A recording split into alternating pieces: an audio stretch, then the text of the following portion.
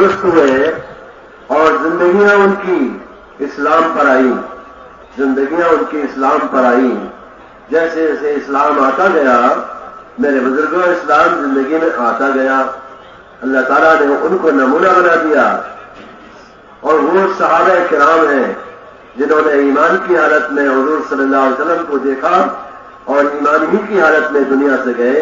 मेरे बुजुर्गों, जो मेहनत अल्लाह तबारक व तआला की तरफ से नबी को दी गई, वही मेहनत इस उम्मत को भी दी गई है। और मेहनत के मैदान में सहाबा नबी करीम सल्लल्लाहु अलैहि वसल्लम के साथ चले मेहनत में। मेरे बुजुर्गों और भाइयों, जैसे जैसे इस्लाम आता गया, जैसे जैसे अल्लाह की तरफ से अवामिर आते गए और जैसे जैसे अल्लाह के नबी के वास्ते से दीन आता गया, मेरे बुजुर्गों, 100% सहाबा में, ईमान वालों में, मर्दों में, औरतों में दीन आता चला गया। मेरे बुजुर्गों, अल्लाह ने अपने फजल से इस दौर में हमें वो मेहनत दी है। नहमदुहु व नसल्ली अला रसूलिहिल करीम, अम्मा बाद। মেহমান বলতেছেন যে ভাই, আল্লাহ জাল্লা শানুহু আমাদেরকে প্রথম যুগের এই জমানার মধ্যে প্রথম যুগের ওই মেহনত দান করছেন। প্রথম যুগের যে মেহনত আল্লাহ জাল্লা শানুহু হুজুর আকরাম সাল্লাল্লাহু আলাইহি ওয়াসাল্লামকে দিয়ে এবং সাহাবায়ে কেরাম রাদিয়াল্লাহু আনহুম আজমাইনকে দিয়ে যে মেহনত করাইছেন, বলতেছেন যে আল্লাহ জাল্লা শানুহু এই জমানার মধ্যে আমাদেরকে ওই মেহনত দান করছেন। বলতেছেন যে ভাই, এই মেহনতের উদ্দেশ্য হয়েছে আমাদের ঈমানের মধ্যে পরিপূর্ণতা আসা, আমাদের ঈমানের মধ্যে কামাল আসা এবং আমাদের আমালের মধ্যে আমাদের জিন্দেগি থেকে যে সমস্ত আমাল বাহির হইতেছে, এই সমস্ত আমাল আমাদের দ্বারা অঙ্গ প্রত্যঙ্গের দ্বারা হইতেছে, ওই সমস্ত আমালের মধ্যে পরিপূর্ণতা আসা। বলতেছেন যে ভাই, আমাদের ঈমানের মধ্যে পরিপূর্ণতা আসা, এটা এই মেহনতের উদ্দেশ্য, যাতে আমাদের দিনের ইয়াকিন সহিহ হয়ে যায়, সমস্ত মখলুক থেকে দিল ফারেক হয়ে যায়, সমস্ত মখলুক থেকে দিল বলতেছেন যে ফারেক হয়ে একমাত্র আল্লাহ জাল্লা শানুহুর জাতের প্রতি, আমাদের যিনি সৃষ্টিকর্তা আল্লাহ রাব্বুল ইজ্জত, ওই আল্লাহ রাব্বুল ইজ্জতের জাতের প্রতি আমাদের পরিপূর্ণ ইয়াকিন পয়দা হয়ে যায়। বলতেছেন যে আমরা যে সমস্ত মখলুক দেখতেছি, এই সমস্ত মখলুকের প্রভাব আমাদের দিল থেকে বাহির হয়ে যায় এবং আল্লাহ জাল্লা শানুহুর জাতের ইয়াকিন আমাদের দিলের মধ্যে পয়দা হয়। বলতেছেন যে সমস্ত মখলুকের ইয়াকিন, সমস্ত মখলুকের প্রভাব, সমস্ত সৃষ্টির প্রভাব, সমস্ত দেখা জিনিসের প্রভাব আমাদের দিল থেকে বাহির হয়ে যায়। আল্লাহ জাল্লা শানুহুর জাতে আলির ইয়াকিন আমাদের দিলের মধ্যে দিন দিন বাড়তে থাকে। বলতেছেন যে ভাই, সর্বপ্রথম তো মানুষের দিলের ইয়াকিন ঠিক হয়। দিলের ইয়াকিন যদি ঠিক হয়ে যায় তো আমাল ঠিক শরীর থেকে বাহির হয়। যখন দিলের ইয়াকিন নষ্ট হয়ে যায়, দিলের ইয়াকিনের মধ্যে ফাসাদ আসে, দিলের ইয়াকিনের মধ্যে খারাপি আসে, তখন মানুষের আমাল নষ্ট হইতে থাকে, মানুষের আমালের মধ্যে বিগাড় আসে যায়, মানুষের আমাল নষ্ট হইতে থাকে। বলতেছেন যে ভাই, এজন্য সর্বপ্রথম তো মানুষের দিলের ইয়াকিনকে সহি করা, দিলকে একমাত্র আল্লাহ পাকের জাতে আলির ইয়াকিনের দ্বারা মালামাল করে নেওয়া। বলতেছেন যে ভাই, সমস্ত মাখলুক, এই সমস্ত মাখলুক আমরা দেখতেছি অথবা দেখতেছি না, এই সমস্ত মাখলুক আল্লাহ পাকের কুদরতের কামেলার কুদরতের অনুগত হয়ে কুদরতেই চলতেছে, নিজস্ব কোন শক্তি নাই, সমস্ত মাখলুক আল্লাহ পাকের কুদরতেই চলতেছে। বলতেছেন যে ভাই, এই ইয়াকিন আমাদের দিলের মধ্যে পয়দা হয় হুজুর আকরাম সাল্লাল্লাহু আলাইহি ওয়াসাল্লামের উসিলায়। আল্লাহ জাল্লা শানুহু এই জামানার মধ্যে আমাদেরকে ওই মেহনত দান করছেন, যেই মেহনত সাহাবায়ে কেরাম রাদিয়াল্লাহু আনহুম আজমাইন হুজুর আকরাম সাল্লাল্লাহু আলাইহি ওয়াসাল্লামের সুহবতে করতেছিলেন। বলতেছেন যে ভাই, হুজুর আকরাম সাল্লাল্লাহু আলাইহি ওয়াসাল্লাম সাহাবাদেরকে নিয়ে যেভাবে মেহনত করতেছিলেন, সাহাবায়ে কেরাম রাদিয়াল্লাহু আনহুম আজমাইন হুজুর আকরাম সাল্লাল্লাহু আলাইহি ওয়াসাল্লামের সাথে সাথ হয়ে এইভাবে মেহনত করতেছিলেন।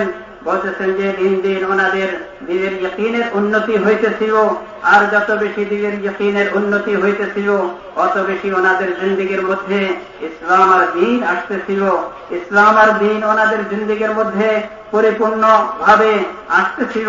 যত বেশি ওনাদের ইয়াকিন মজবুত হইতেছিল, হুজুর আকরাম সাল্লাল্লাহু আলাইহি ওয়াসাল্লাম সাহাবায়ে কেরাম রাদিয়াল্লাহু আনহুম আজমাইনদেরকে নিয়ে এই মেহনতকে করতেছিলেন। সাহাবায়ে কেরাম রাদিয়াল্লাহু আনহুম আজমাইন সর্ব অবস্থায় হুজুর আকরাম সাল্লাল্লাহু আলাইহি ওয়াসাল্লামের সাথে সাথ দিতেছিলেন। যতই সাথ দিতেছিলেন অতই ওনাদের জিন্দেগির মধ্যে ওনাদের ঈমান মজবুত হইতেছিল এবং ওনাদের জিন্দেগির মধ্যে দ্বীন আসতেছিল, ওনাদের জিন্দেগির মধ্যে ইসলাম আসতেছিল, ওনাদের জিন্দেগির মধ্যে আল্লাহ জাল্লা শানুহুর আওয়ামির আসতেছিল।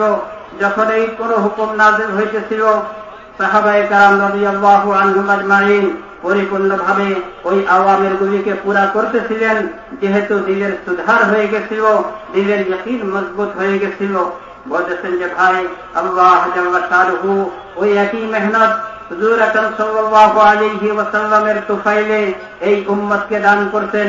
সাহাবায়ে কেরাম রাদিয়াল্লাহু আনহুম আজমাইন যেভাবে হুজুর আকরাম সাল্লাল্লাহু আলাইহি ওয়াসাল্লামের মেহনতের সাথে সাথ দিয়ে ঈমানকেও ঠিক করতেছিলেন, আমালকেও দুরুস্ত করতেছিলেন, ইসলাম ওনাদের জিন্দেগিতে আসতেছিল। আল্লাহ করে মেরে মুহতারাম বলতেছেন যে ওই মেহনতও আল্লাহ আমাদেরকে দিয়েছেন, ওই মেহনত এই জমানার মধ্যে চলতেছে। আল্লাহ করে আমাদের ঈমানও মজবুত হয়, আমাদের জিন্দেগি ইসলাম আর দ্বীনের উপরে চলে আসে। मेरे बुजुर्गों और भाइयों, अल्लाह की तरफ से हुजूर अकरम सल्लल्लाहु अलैहि वसल्लम के पास दीन आया और उस दीन को अल्लाह ने मुकम्मल किया कि इस साल के अंदर मेहनत की वजह से, मेहनत के मैदान में चलने की वजह से मेरे बुजुर्गों अल्लाह का रिश्ता एक एक कलमा पढ़ने वालों का मजबूत होता गया, ताल्लुक अल्लाह ताला का बढ़ता गया, खालिक़े कायनात से दिल का ताल्लुक बढ़ता गया और मेरे बुजुर्गों हज़रत मोहम्मद सल्लल्लाहु अलैहि वसल्लम की रिसालत और नबूवत पर एतमाद बढ़ता गया। ईमान कहते ही इस बात को कि मोहम्मद सल्लल्लाहु अलैहि वसल्लम पर एतमाद हो और आपकी तालीमात यकीनी बने। हज़रत मोहम्मद सल्लल्लाहु अलैहि वसल्लम अल्लाह के सच्चे बंदे और उसके रसूल हैं, अल्लाह ताला की तरफ से आखिरी नबी बनाकर भेजे गए। मेरे बुजुर्गों, मोहम्मद रसूलुल्लाह की दावत ने मोहम्मद सल्लल्लाहु अलैहि वसल्लम पर एतमाद को पैदा किया और आपकी नबूवत और रिसालत पर एतमाद दिल के अंदर बढ़ता गया। फिर आपकी तालीमात यकीनी बनी। जब तालीमात और आपका दीन यकीनी बन गया कि दुनिया और आखिरत की कामयाबी हज़रत मोहम्मद सल्लल्लाहु अलैहि वसल्लम के तरीके में है, तो फिर मेरे बुजुर्गों जिंदगी जो है हज़रत मोहम्मद सल्लल्लाहु अलैहि वसल्लम के तरीके वाली बनती चली गई।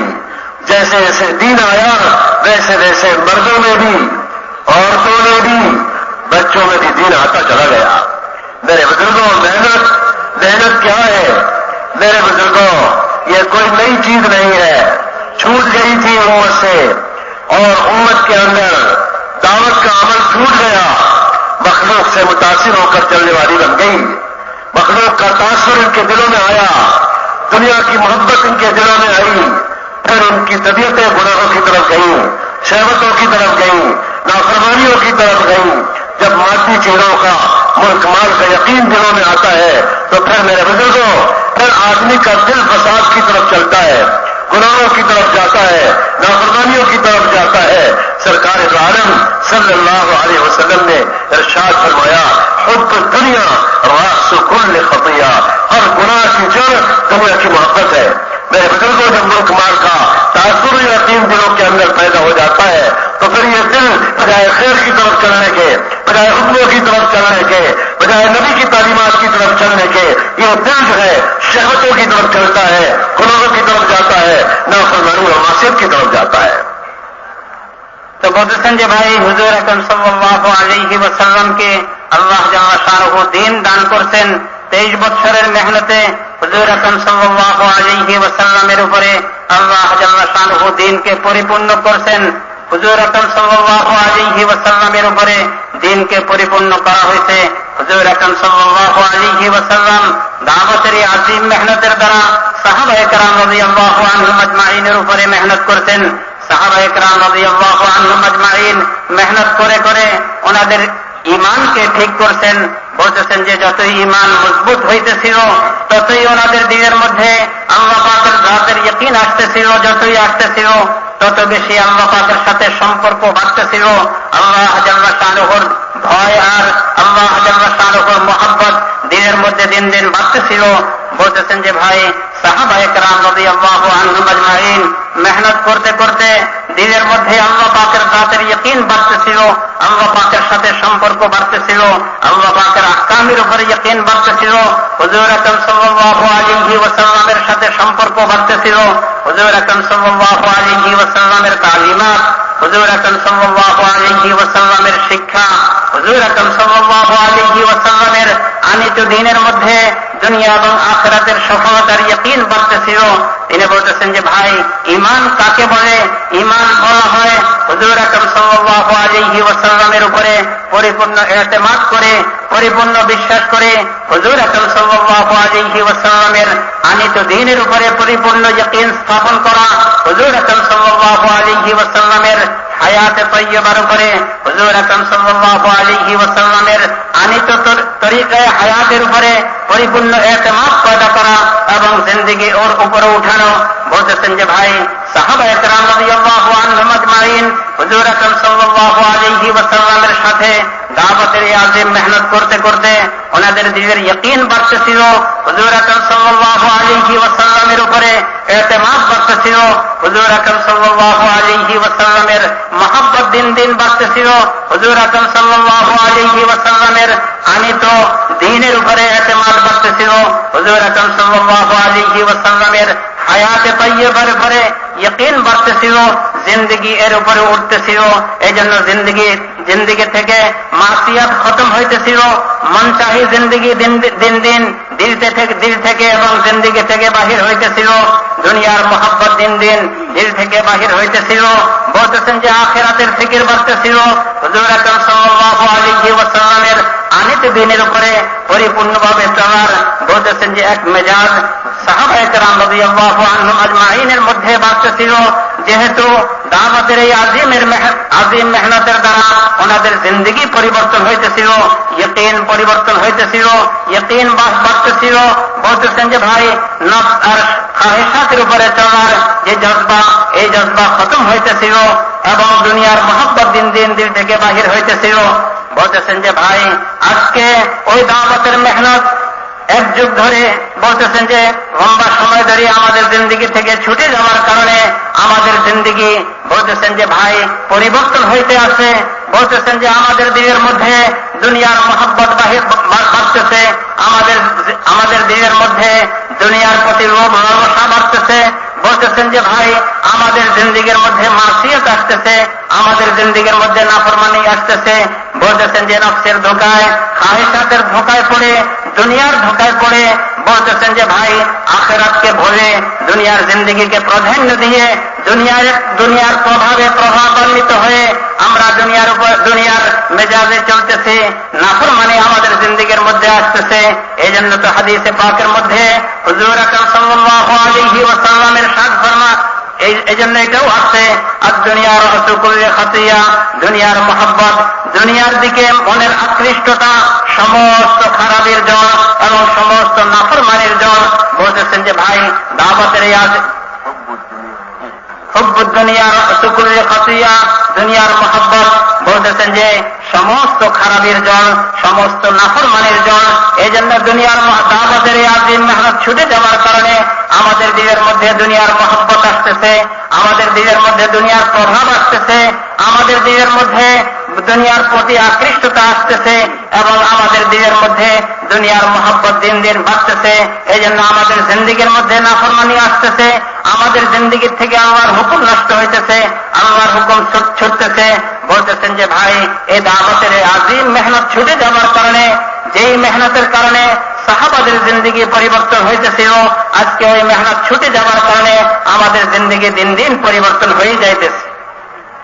میرے بزرگوں اور بھائیوں، اس عظیم محنت میں اخلاق اچھے بنانے کی بھی محنت ہے، اس کی بھی مشق ہے کہ ہمارے اخلاق بہتر بنتے چلے جائیں۔ جناب نبی کریم صلی اللہ علیہ وسلم نے اپنے صحابہ کو اچھے اخلاق کی تعلیم دی۔ ہر دعوت میں چلنے والے ان کے اخلاق بہتر ہوں۔ کم سے کم ادنا درجے کی بات یہ ہے کہ ہماری زبان اور ہاتھ سے کسی کو تکلیف نہ پہنچے۔ دعوت میں جب اچھے اخلاق ہوتے ہیں، نرمی ہوتی ہے، صبر و تحمل اور برداشت ہوتا ہے، اور میرے بزرگوں، رشتہ توڑنے والوں کے ساتھ رشتے جوڑے جاتے ہیں، ظلم کرنے والوں سے درگزر کیا جاتا ہے، برا کرنے والوں کے ساتھ احسان کا سلوک جب ہوتا ہے تو پھر یہ دعوت آگے بڑھتی ہے۔ میرے بزرگوں، نماز سے پہلے، نماز کا فریضہ آنے سے پہلے اللہ کے نبی صلی اللہ علیہ وسلم کو اخلاق کی تعلیم دی گئی۔ چنانچہ آپ صلی اللہ علیہ وسلم نے اعلیٰ اخلاق کے راستے سے اپنی امت کی تربیت بھی فرمائی اور اعلیٰ اخلاق کے راستے سے امت کے اندر دعوت کا کام بھی کیا ہے۔ چاہے نجاشی کی طرف جب پہلی ہجرت ہوئی ہے صحابہ کی، جس میں چند مرد اور چند عورتیں تھیں، حضرت مصعب ابن عمیر بھی اسی ہجرت میں تھے، حضرت جعفر ابن ابی طالب بھی اسی میں تھے۔ جب شاہ نجاشی نے پوچھا کہ تمہارے نبی تم کو کس بات کی تعلیم دیتے ہیں، تو اس وقت میں حضرت جعفر ابن ابی طالب نے بیان فرمایا تھا کہ ہمارے نبی ہم کو توحید کی تعلیم دیتے ہیں اور ہم کو اچھے اخلاق کی تعلیم دیتے ہیں۔ میرے بزرگوں، آج وہ بنیادی چیزیں امت سے ختم ہو گئی اور امت میں نہ رہی۔ میرے بزرگوں، یہ محنت کیا ہے؟ قرن اول کی ان تمام بنیادی باتوں پر امت کو کھڑا کرنا ہے۔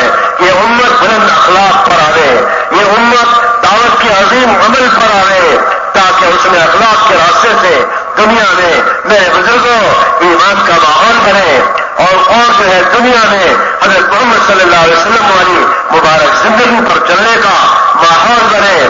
میرے بزرگوں، اس مبارک محنت کے راستے سے حضرت محمد صلی اللہ علیہ وسلم کو جو بنیادی ترتیب محنت دی گئی تھی، جس سے آپ نے اپنی امت میں کام کیا اور جس پر امت کو کھڑا کیا، اس مبارک محنت کے راستے سے امت کو پھر اسی بنیادی چیزوں پر کھڑا کرنا ہے، تاکہ میرے بزرگوں اس امت کی کھوئی ہوئی مایا لوٹ کر آ جائے۔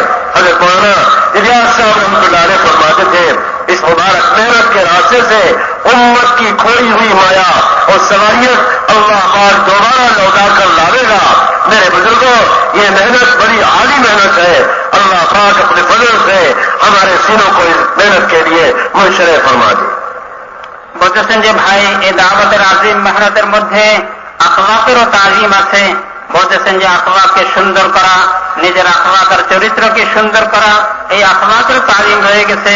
হুজুর আকরাম সাল্লাল্লাহু আলাইহি ওয়াসাল্লামের যে আখলাক ছিল, হুজুর আকরাম সাল্লাল্লাহু আলাইহি ওয়াসাল্লাম সাহাবায়ে কেরাম রাদিয়াল্লাহু আনহুম আজমাইনকে যে আখলাক শিখাইছেন, বলতেছেন যে ভাই, ওই আখলাকের তালিমও এই দাওয়াতের মেহনতের মধ্যে রয়ে গেছে, ওই আখলাকের শিক্ষাও এই দাওয়াতের মেহনতের মধ্যে রয়ে গেছে।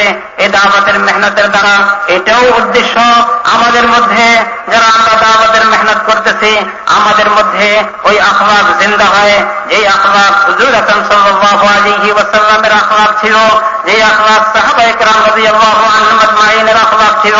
হুজুর আকরাম সাল্লাল্লাহু আলাইহি ওয়াসাল্লাম যে আখলাকের সাথে দাওয়াতের মেহনত করতেন, বলতেছেন যে ভাষাও নরম হওয়া, নিজের মধ্যে তাওয়াজু আসা, নিজের মধ্যে ছোটত্ব আসা, নিজেকে নিজে বরদাস্ত করার অভ্যাস পয়দা করা, সবর আর তাহাম্মুলের সাথে দাওয়াতের মেহনত করা, ধৈর্য, এবং বলতেছেন যে ভাই সবরের সাথে, ধৈর্যের সাথে এবং অন্যের বলতেছেন যে জুলুম অত্যাচারকে বরদাস্ত করতে করতে দাওয়াতের মেহনত করা, এটাও এই দাওয়াতের মেহনতের মধ্যে তালিম আর শিক্ষা।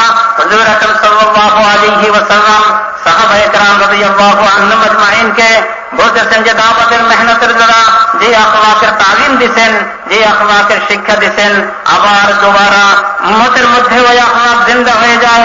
বলতেছেন যে ভাই, হুজুর আকরাম সাল্লাল্লাহু আলাইহি ওয়াসাল্লামকে আল্লাহ নামাজের হুকুম দেওয়ার আগে বলতেছেন যে হুজুর আকরাম সাল্লাল্লাহু আলাইহি ওয়াসাল্লামের আখলাকের তালিম দিছেন।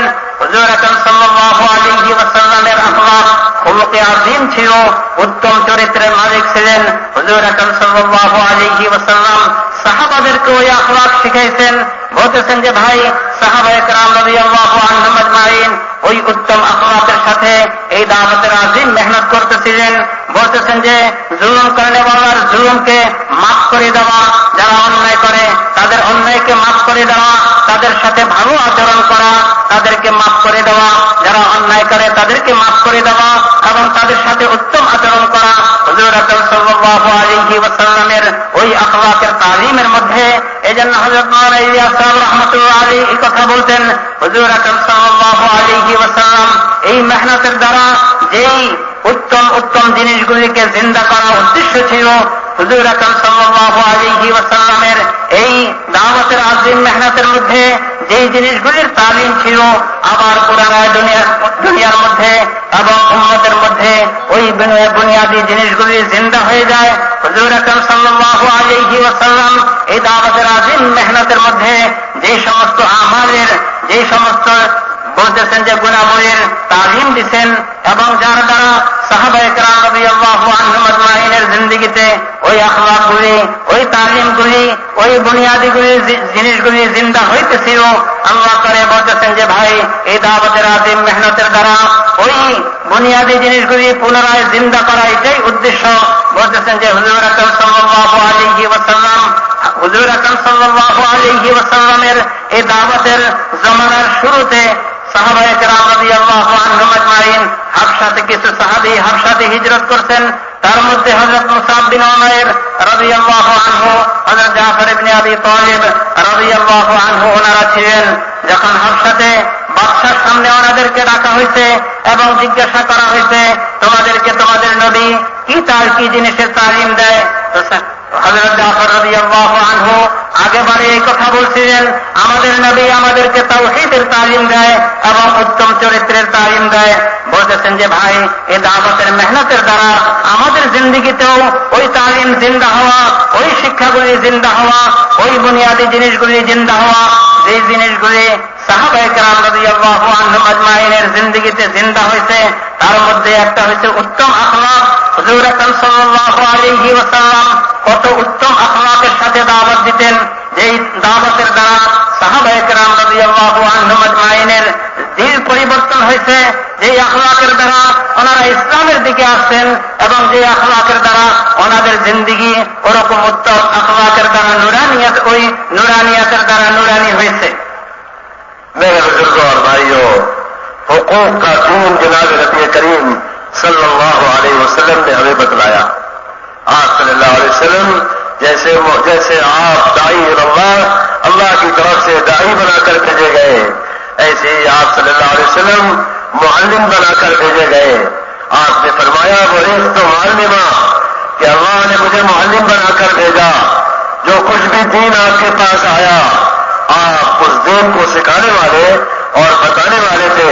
चुनांचे मेरे बुजुर्गों, आप सल्लल्लाहु अलैहि वसल्लम के पास जो दीन की अमानत आई, आपने एक एक तक पूरा दीन पहुंचाया और फिर हर एक मुअल्लिम, हर एक मुतअल्लिम बना, उम्मत का एक एक फर्द मुतअल्लिम बना और एक एक फर्द मुअल्लिम बनकर चला। मेरे बुजुर्गों, दीन एक दूसरे के अंदर पहुंचता गया इस रास्ते से कि हर आदमी मुतअल्लिम भी है और मुअल्लिम भी है, दीन को सीख रहा है, दीन को ले रहा है और दूसरों को दे रहा है। इस तरह से मसला आसान था कि इस बीच में न कोई सिखाने वाला कोई पैसा लेता था और न सीखने वाले को कोई मुश्किल पेश आती। मेरे बुजुर्गों, हर आदमी को दीन आसानी से पहुंच रहा था।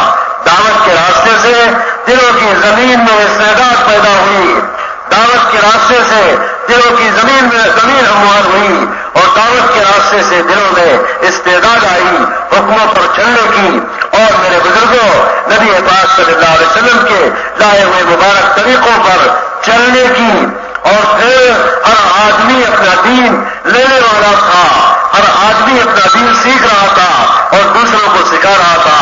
इस बीच में कोई किसी से पैसा लेता, न किसी से उजरत लेता और हर आदमी अपनी जिम्मेदारी समझकर दूसरों को दीन देने वाला था। বলতেছেন যে ভাই, হুজুর আকরাম সাল্লাল্লাহু আলাইহি ওয়াসাল্লামের দ্বীনের মধ্যে এরকম হুকুকের আদায়গি বলতেছেন যে হকের আদায়গি হক, একে অপরের হক আদায় করা এবং আল্লাহ জাল্লা শানুহুর হক আদায় করা এরও তালিম ছিল। হুজুর আকরাম সাল্লাল্লাহু আলাইহি ওয়াসাল্লাম যেরকম দাঈ ইলাল্লাহ, আল্লাহ দিকে মানুষকে ডাকার এক জিম্মাদারি নিয়ে আসেন, এরকম উম্মতকে দ্বীন শিখানোর জিম্মাদারি নিয়ে আসেন। এজন্যই বলা হয়েছে বহিস্তু মুআল্লিমা। হুজুর আকরাম সাল্লাল্লাহু আলাইহি ওয়াসাল্লাম এই ইরশাদ ফরমাইছেন, আমাকে আল্লাহ জাল্লা শানুহু মুআল্লিম করে, শিক্ষাদাতা করে পাঠাইছেন। হুজুর আকরাম সাল্লাল্লাহু আলাইহি ওয়াসাল্লামের সুহবতে সাহাবায়ে কেরাম রাদিয়াল্লাহু আনহুম আজমাইন পরিপূর্ণ দ্বীন শিখতেন। বলতেছেন যে ভাই, হকের দ্বীনগুলিও ওনারা শিখছেন, সব মানের দ্বীন ওনারা শিখছেন এবং শিখার সাথে সাথে ওনারা নিজেরা শিখে নিজেদের জন্য এবং নিজেরাই এটার উপরে চলবেন এতটুকু জিম্মাদারি মনে করেন নাই, এতটুকুর উপরে ক্ষান্ত করেন নাই। বরং সাহাবায়ে কেরাম রাদিয়াল্লাহু আনহুম আজমাইন নিজে যেরকম হুজুর আকরাম সাল্লাল্লাহু আলাইহি ওয়াসাল্লাম থেকে দ্বীন শিখতেন, সাথে সাথে অন্যকেও শিখানোর এক পরিপূর্ণ আমল ওনারা পুরা করতেন। বলতেছেন যে অন্যদেরকেও দ্বীন শিখাইতেন এবং অন্যদের নিকটে পৌঁছানো এটাকে জিম্মাদারি মনে করতেন, অন্যকে দ্বীন শিখাইতেন। এজন্য বড় সহজ ছিল অন্যের নিকটে দ্বীন পৌঁছা, অন্যের নিকটে দ্বীন পৌঁছা এটা বড় সহজ ছিল। যে শিখতেন সে অন্যকে শিখাইতেন।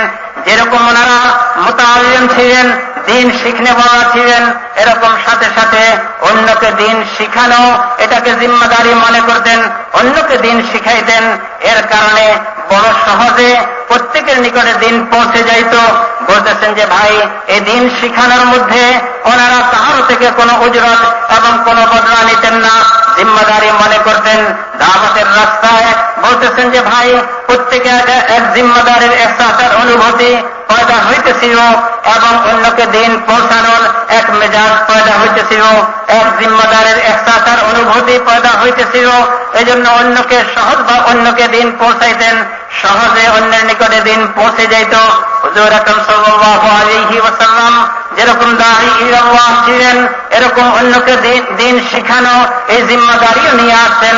সাহাবায়ে কেরাম রাদিয়াল্লাহু আনহুম আজমাইন যেরকম দ্বীন শিখাকে জিম্মাদারি মনে করতেন, আমি দ্বীনের উপরে যাওয়ার জন্য দ্বীন শিখা দরকার, এরকম অন্যকে দ্বীন শিখানো এটাকেও জিম্মাদারি মনে করতেন এবং এই জিম্মাদারি পরিপূর্ণভাবে প্রত্যেকে পুরা করতেন। বিদায় অন্যের নিকটে দ্বীন পৌঁছা বড় সহজ ছিল, কোনো কঠিন ছিল না, সহজে প্রত্যেকের নিকটে দ্বীন পৌঁছে যেত। বলতেছেন যে ভাই, প্রত্যেকে দ্বীন শিখতেছিলেন, শিখাইতেছিলেন। এই শিখার কারণে এবং অন্যকে সহজভাবে শিখানোর কারণে প্রত্যেকের দিনের মধ্যে দ্বীনের উপরে চলার ইস্তেদাদ অনুভূতি পয়দা হইতেছিল। প্রত্যেকের দিনের মধ্যে দ্বীনের এক আগ্রহ পয়দা হইতেছিল, দ্বীনের উপরে চলার এক আগ্রহ পয়দা হইতেছিল এবং প্রত্যেকে বলতেছেন যে ভাই, এই দ্বীন শিখানোর কারণে নিজে শিখতেছিলেন, অন্যকে শিখাইতেছিলেন। এই কারণে প্রত্যেকের দিনের মধ্যে দ্বীনের উপরে চলার যোগ্যতা এবং আগ্রহ পয়দা হইতেছিল। এই জন্য পরিপূর্ণভাবে প্রত্যেকে দ্বীনের উপরে চলতেছিলেন। বলতেছেন যে ভাই, আজকে ওই আমালগুলি বন্ধ হয়ে যাওয়ার কারণে, আজকে ওই আমালগুলি আমাদের থেকে ছুটে যাওয়ার কারণে দ্বীনের উপরে চলার ইস্তেদাদার যোগ্যতা দিন দিন বিরক্ত হইতেছে, দিন দিন কমতেছে, মানুষের দিল থেকে দিন দিন বাহির হয়ে যাইতেছে। বলতেছেন যে হুজুর আকরাম সাল্লাল্লাহু আলাইহি ওয়াসাল্লামের তালিমের মধ্যে হুকুকের শিক্ষা, হুকুকের তালিম রয়ে গেছে। এজন্য সাহাবায়ে কেরাম রাদিয়াল্লাহু আনহুম আজমাইন শিখতেন এবং এর পরিপূর্ণ আমলও সাহাবায়ে কেরাম রাদিয়াল্লাহু আনহুম আজমাইনের জিন্দেগির মধ্যে ছিল। मेरे बुजुर्गों और भाइयों, मुतवज्जह होकर बात सुने, उठे नहीं भाई, बैठा दो इनको, একটু বসাই भाई बैठे, একটু বসাই ভাই, কেউ না উঠে, সবাই খুব খেয়াল করে কথা শুনি। बैठे। मेरे बुजुर्गों और भाइयों, आप सल्लल्लाहु अलैहि वसल्लम वाले अखलाक, आपकी दी हुई तरतीब पर उम्मत जितना आवेगी, मेहनत के एतबार से, तालीम व ताल्लुम के एतबार से, अखलाक के एतबार से, मेरे बुजुर्गों, उम्मत तखरीब से तामीर की तरफ आवेगी और मेरे बुजुर्गों जिंदगियों में दुरुस्तगी आवेगी। सबसे पहले मेरे बुजुर्गों, ईमान वाले कलमा पढ़ने वालों की अपनी तरबियत का मसला है। अल्लाह जल्ल शानुहु मनवालों ने जो हमें मेहनत दी है, 100% इस मेहनत में अल्लाह ने इस उम्मत की तरबियत रखी है। میرے بزرگوں، زندگی اور درستگی پر آتی چلی جائے گی اور خود بھی پورے دین پر چلنا آسان ہوگا، اور اہل عالم اقوام عالم کے لیے اللہ رب العزت ہمیں ہدایت کا ذریعہ بناوے گا۔ میرے بزرگوں اور بھائیوں، ہم اگر سیرت پڑھیں گے، حیات الصحابہ پڑھیں گے، صحابہ کی زندگی، آپ صلی اللہ علیہ وسلم کی سیرت پڑھیں گے تو ہمیں اپنی محنت سمجھ میں آئے گی اور اپنا راستہ سمجھ میں آئے گا اور اپنے کام پر بصیرت ہوگی۔ جناب نبی کریم صلی اللہ علیہ وسلم فتح مکہ پر مکے میں داخل ہوئے، اور آپ صلی اللہ علیہ وسلم جب مکے میں داخل ہوئے اس وقت میں بہت سے لوگوں نے آپ سے عمل لیا۔ ام حکیم اور ذات ہے، اپنے شوہر اکرمہ ابن ابی جہل کے لیے عمل لیا، اور جبکہ اکرمہ ابن ابی جہل بہت دور اپنے غلام بہت دور چلے گئے اور اس ارادے سے گئے کہ آج ہماری جان نہ بچے گی اور آج ہمارے لیے خیریت نہیں ہے، آج تو ہمیں مکے سے نکل جانے نہیں، ہمارے لیے عافیت ہے۔ چنانچہ وہ مکے سے نکلے اور لمبا راستہ طے کر کے گئے اور جا کر کشتی پہ سوار ہو گئے اس ارادے سے کہ میں مکہ چھوڑ کر یمن چلا جاؤں گا۔ میرے بزرگوں، چنانچہ جو ہے وہ کشتی پہ سوار ہو گئے، اور وہاں جب کشتی بھنور میں پڑی تو کشتی کے بادبان نے انہیں لوٹایا کہ بھائی دیکھو لا الہ الا اللہ پڑھ لو، تب جا کر ہماری کشتی حفاظت میں رہے گی، اور ہم تو ابھی ساحل پر لگے ہوئے ہیں، ابھی کنارے ہیں۔ انہوں نے کلمہ نہیں پڑھا اور ان کو کشتی والے نے ان کو لوٹایا۔ ادھر ان کی بیوی اکرمہ ابن ابی جہل کی بیوی ام حکیم اپنے غلام کے ساتھ لمبا راستہ طے کر کے وہاں پہنچی جہاں سے ان کے شوہر کشتی پہ سوار ہوئے تھے۔ چنانچہ میرے بزرگوں، اپنے شوہر کو لوٹا کر لائی، وہ تو ڈرے ہوئے تھے کہ آج محمد صلی اللہ علیہ وسلم کی تلوار سے ہماری جان نہ بچے گی، اس لیے کہ ہم نے جو کچھ کیا اور ہم نے حضور محمد صلی اللہ علیہ وسلم کے ساتھ جتنا کیا آج ہمارے لیے خیریت نہیں ہے۔ جب وہ واپس لائی انہوں نے کہا ہم آپ کے لیے عمل لے کر آئے۔ جناب نبی کریم صلی اللہ علیہ وسلم کے پاس دار ارقم میں لے کر پہنچی۔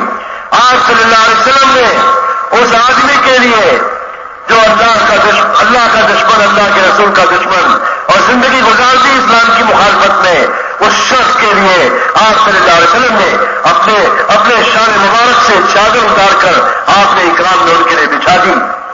جب آپ نے چادر بچھائی تو ان کا دل پانی پانی ہو گیا اور یہ کہا کہ اتنے اونچے اخلاق جس نے ایسے سلوک ان کے ساتھ کیا ہو، آج تو ہم تو اس قابل تھے کہ ہمیں قتل کر دیا جائے، لیکن آج جو ہے ان کے اخلاق اتنے بلند ہیں، دل میں اللہ نے حضور کے اخلاق کی وجہ سے دل میں آپ کے بارے میں اعتماد پیدا کر دیا کہ یہ نبی کے ہی اخلاق ہو سکتے ہیں۔ چنانچہ آپ نے چادر بچھائی اور اکرمہ ابن ابی جہل اس کے اوپر بیٹھے اور دل پانی پانی ہو گیا اور فوراً کہا میں اس بات کی گواہی دیتا ہوں کہ اللہ کے سوا کوئی معبود نہیں اور یہ اللہ کے رسول ہے، آپ اللہ کے رسول ہیں۔ میرے بزرگوں، جب امت میں اخلاق بلند ہوتے ہیں تو انسانیت حق کی طرف آتی ہے۔ میرے بزرگوں، اللہ جل شانہ منوالوں نے آپ کو بلند اخلاق دیے تھے، آپ کے اخلاق بہت بلند تھے۔ اللہ نے آپ کے اخلاق کی قرآن میں تعریف فرمائی، انک لعلی خلق عظیم، اے میرے نبی آپ کے دو اخلاق بہت بلند ہیں۔ اس مبارک محنت میں دعوت کے ساتھ ہمارے اخلاق بہت بہتر ہونے چاہیے۔ اخلاق بات میں نرمی ہو، صبر تحمل ہو، ایک دوسرے کے حق کا خیال ہو۔ میرے بزرگوں، اگر ہمارے اخلاق بلند ہوئے تو اس مبارک کام کو، یہ مبارک کام آگے بڑھے گا، لوگوں کے اندر استعداد پیدا ہوگی محنت کو لینے کی، اپنی ذمہ داریوں پر آنے کی۔ گھر والوں کے ساتھ آپ صلی اللہ علیہ وسلم کی کیسے تھے؟ آپ صلی اللہ علیہ وسلم نے فرمایا لوگوں میں سب سے بہتر ہوا ہے اپنے گھر والوں کے لیے بہتر ہو۔ پھر فرمایا میں اپنے گھر والوں کے لیے سب سے بہتر ہوں۔ اپنے گھر والوں کے ساتھ، پڑوسیوں کے ساتھ، عزیز و اقارب رشتے داروں کے ساتھ، میرے بزرگوں، عام اللہ کے بندوں کے ساتھ، ایمان والے اور اللہ کے دیگر بندوں کے ساتھ، اللہ کے وہ بندے جو غیر ایمان والے ہیں ان کے حقوق کا خیال ہو۔ میرے بزرگوں، پھر کیا हसन अखलाक के रास्ते से आगे बढ़ेगी और जो है लोगों के दिलों में जगह पैदा होगी। मेरे बुजुर्गों, आप सल्लल्लाहु अलैहि वसल्लम वाले अखलाक की मश्क का भी ये रास्ता है। जिस तरह से अल्लाह के नबी ने अपनी उम्मत के एक एक फर्द को दावत पे खड़ा किया और इसी तरह से आप सल्लल्लाहु अलैहि वसल्लम ने अपनी उम्मत के एक एक फर्द को मुअल्लिम व मुतअल्लिम बनाया, ऐसे ही आप सल्लल्लाहु अलैहि वसल्लम ने अपनी उम्मत के एक एक फर्द को अच्छे अखलाक की तालीम भी दी है। বলতেছেন যে ভাই, হুজুর আকরাম সাল্লাল্লাহু আলাইহি ওয়াসাল্লামের এই মেহনতের মধ্যে পরিপূর্ণ দিন জিন্দা হওয়া, বলতেছেন যে প্রত্যেকের মধ্যে যারা মেহনত করতেছে তাদের জিন্দেগির মধ্যে দিন জিন্দা হওয়া এবং তাদের আখলাক সুন্দর হওয়া, তাদের আখলাকের মধ্যে দুরুস্তি আসা, হুজুর আকরাম সাল্লাল্লাহু আলাইহি ওয়াসাল্লামের মেহনতের দ্বারা এই সমস্ত জিনিসকে জিন্দা করার উদ্দেশ্য ছিল, তার মধ্যে আল্লাহ পাকের আহকামগুলি বলতেছেন যে ভাই একে অপরের হক আদায় করা, একে অপরের সাথে ভালো আচরণ করা। বলতেছেন যে ভাই আল্লাহ করে আমরা এই মেহনত করতে করতে সর্বপ্রথম আমাদের দিনের মধ্যে আমাদের উন্নতি এবং আমাদের জিন্দেগির পরিবর্তনের ফিকির চলে আসে এবং আল্লাহ জাল্লা শানুহু আমাদেরকে পুরো দুনিয়ার বলতেছেন যে হেদায়েতের জরিয়া বানাই দেন। এটাই আমাদের উদ্দেশ্য।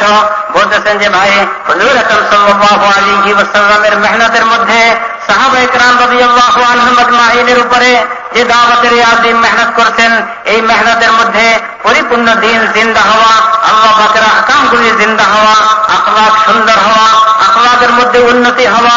বলতেছেন যে সাহাবায়ে কেরাম রাদিয়াল্লাহু আনহুম আজমাইন যত বেশি মেহনত করতেছিলেন তো আল্লাহ জাল্লা শানুহু ওনাদের জিন্দেগির মধ্যে পরিবর্তন আনতেছিল, ওনাদের জিন্দেগি উন্নত হইতেছিল, ওনাদের জিন্দেগির মধ্যে বলতেছেন যে পরিপূর্ণতা আসতেছিল, ওনাদের জিন্দেগি পরিবর্তন হইতেছিল। বলতেছেন যে এই দাওয়াতের আযীম মেহনতের দ্বারা আমাদের হুজুর আকরাম সাল্লাল্লাহু আলাইহি ওয়াসাল্লামের ওই সিফাতগুলি, ওই গুণাবলীগুলি জিন্দা হওয়া, এটাই উদ্দেশ্য। যদি মেহনত করতে করতে ওই জিন্দেগি জিন্দা না হয়, ওই সিফাতগুলি জিন্দা না হয়, আখলাক জিন্দা না হয়, তা আমাদের অবনতি আসতে থাকবে।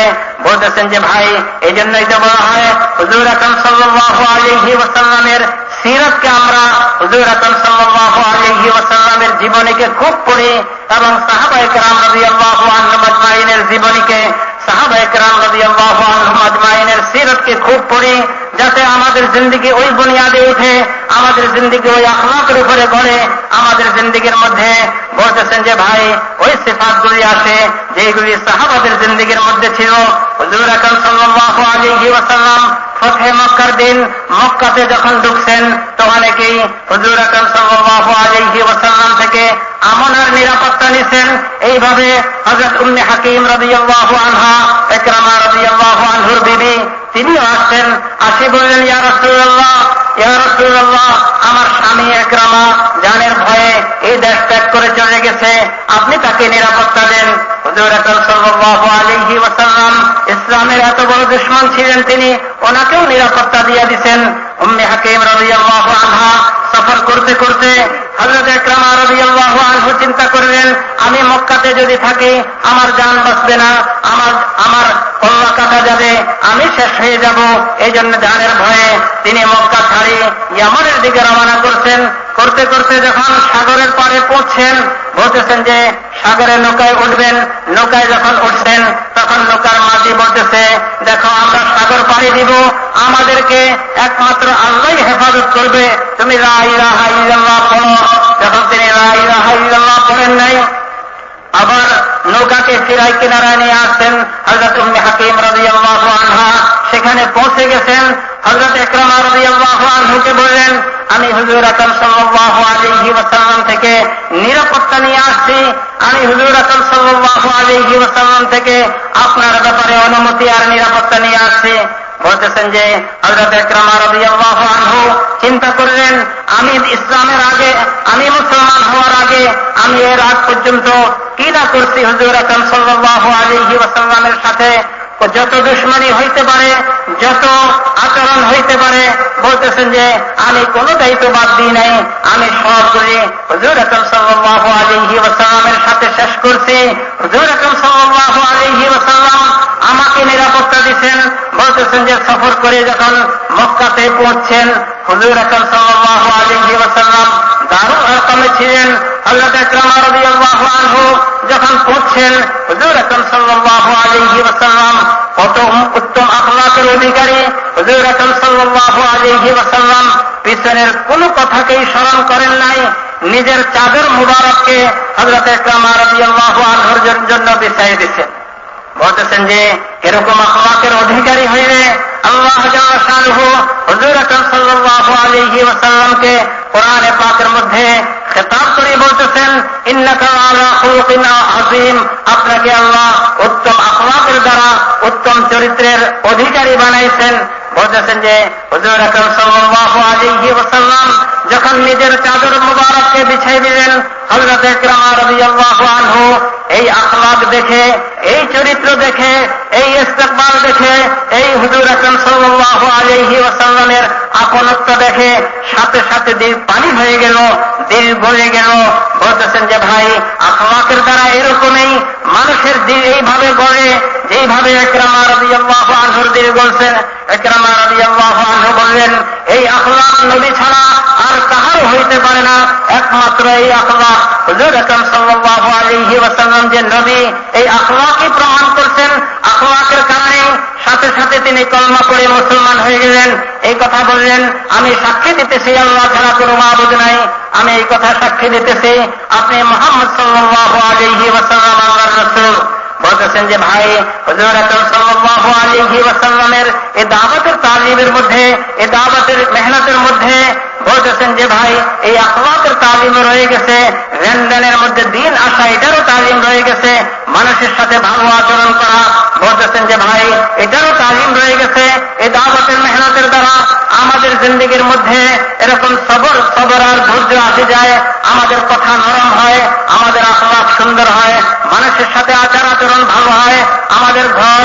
বলতেছেন যে ভাই, আমাদের আপনজন, আমাদের আত্মীয়দর, আমাদের পাড়া প্রতিবেশী, আমাদের এবং পুরা দুনিয়ার মানুষ, এমনকি বিধর্মীয় আমাদের আচরণের দ্বারা তাদের দিল গলে যায়, তাদের হক নষ্ট না হয়। বলতেছেন যে ভাই, নিজের ঘরের মধ্যেও আখলাক, এটাও বড় জরুরি। হুজুর আকরাম সাল্লাল্লাহু আলাইহি ওয়াসাল্লাম ইরশাদ ফরমান, তোমাদের মধ্যে সবচেয়ে উত্তম ওই ব্যক্তি যে নিজের ঘরের মধ্যে উত্তম, নিজের ঘরের মধ্যে যে উত্তম সেই উত্তম ব্যক্তি, আমি আমার ঘরের মধ্যে উত্তম ব্যক্তি। বলতেছেন যে ভাই, ঘরের সাথেও আমাদের আচরণ ভালো হয়, আপনজনের সাথেও আমাদের আচরণ ভালো হয়, পাড়া প্রতিবেশীর সাথেও আমাদের আচরণ ভালো হয়, এবং বলতেছেন যে ভাই, আত্মীয়দের সাথেও আমাদের আচরণ ভালো হয়, সাধারণ মুসলমানের সাথেও আমাদের আচরণ ভালো হয়, এমনকি বিধর্মীদের সাথে যারা কোনো কলমা পড়ে নাই তাদের সাথেও আমাদের আচরণ ভালো হয়, তাদের কোনো হক নষ্ট না করে। বলতেছেন যে হুজুর আকরাম সাল্লাল্লাহু আলাইহি ওয়াসাল্লামের তালিমের মধ্যে এইগুলি রয়ে গেছে। যখন আমরা হুজুর আকরাম সাল্লাল্লাহু আলাইহি ওয়াসাল্লামের মেহনতকে হুজুর আকরাম সাল্লাল্লাহু আলাইহি ওয়াসাল্লামের মেজাজে করব, তো আমাদের জিন্দেগির মধ্যে ওই সিফাতগুলি আসবে যেই সিফাতগুলি সাহাবায়ে কেরাম রাদিয়াল্লাহু আনহুম আজমাইনের মধ্যেও আসছিল। সাহাবায়ে কেরাম রাদিয়াল্লাহু আনহুম আজমাইন ওনারা মুতাআল্লিম ছিলেন, দিন হুজুর আকরাম সাল্লাল্লাহু আলাইহি ওয়াসাল্লামের সোহবতে শিখতেন, এবং সাথে সাথে মুআল্লিম ছিলেন। পুরা দুনিয়ার মানুষকে শেখানোর এক মেজাজ, এক ফিকির আর এক অনুভূতি, বলতেছেন যে এক জিম্মাদারির ইহসাসের অনুভূতি ওনাদের মধ্যে আসতেছিল। এই জন্য ওনারা অন্যকে শিখানো নিজের জিম্মাদারি মনে করতেন। বলতেছেন যে ভাই, আমাদের মধ্যে ওই ফিকির পয়দা হয়, আমরা দিন শিখবো। দাওয়াতের এই আজিম মেহনতের দ্বারা আমাদের জিন্দেগির মধ্যে পরিপূর্ণ দিন আসবে। সাথে সাথে পুরা মানব জাতিকে দিন শিখানো, পুরা মানব জাতিকে আখলাক শিখানো, পুরা মানব জাতিকে লেনদেনের মধ্যে দিন শিখানো। বলতেছেন যে ভাই, এটাও আমাদের জিম্মাদারি। যখন আমরা এই জিম্মাদারি পুরা করব, দিন শিখতে শিখতে অন্যকে শিখাইতেছি, তা আমাদের জিন্দেগি পরিবর্তন হইতে থাকবে। বলতেছেন যে ভাই, আমাদের জিন্দেগি উন্নত হইতে থাকবে, এবং আল্লাহ জাল্লা শানুহু আমাদেরকে হেদায়েতের জরিয়া বানাবেন, এবং মেহনত আগে বাড়তে থাকবে, আমরাও আগে বাড়তে থাকবো। तुफैल बिन अम्र दौसी रज़ियल्लाहु ताला अन्हु मक्का मुकर्रमा में दाखिल हुए, और मेरे बुजुर्गों इस तहकीक में लगे हुए, इस तहकीक में कि वो एक शख्स है जो अपने को नबी कहते हैं। बार बार इधर उधर चलते फिरते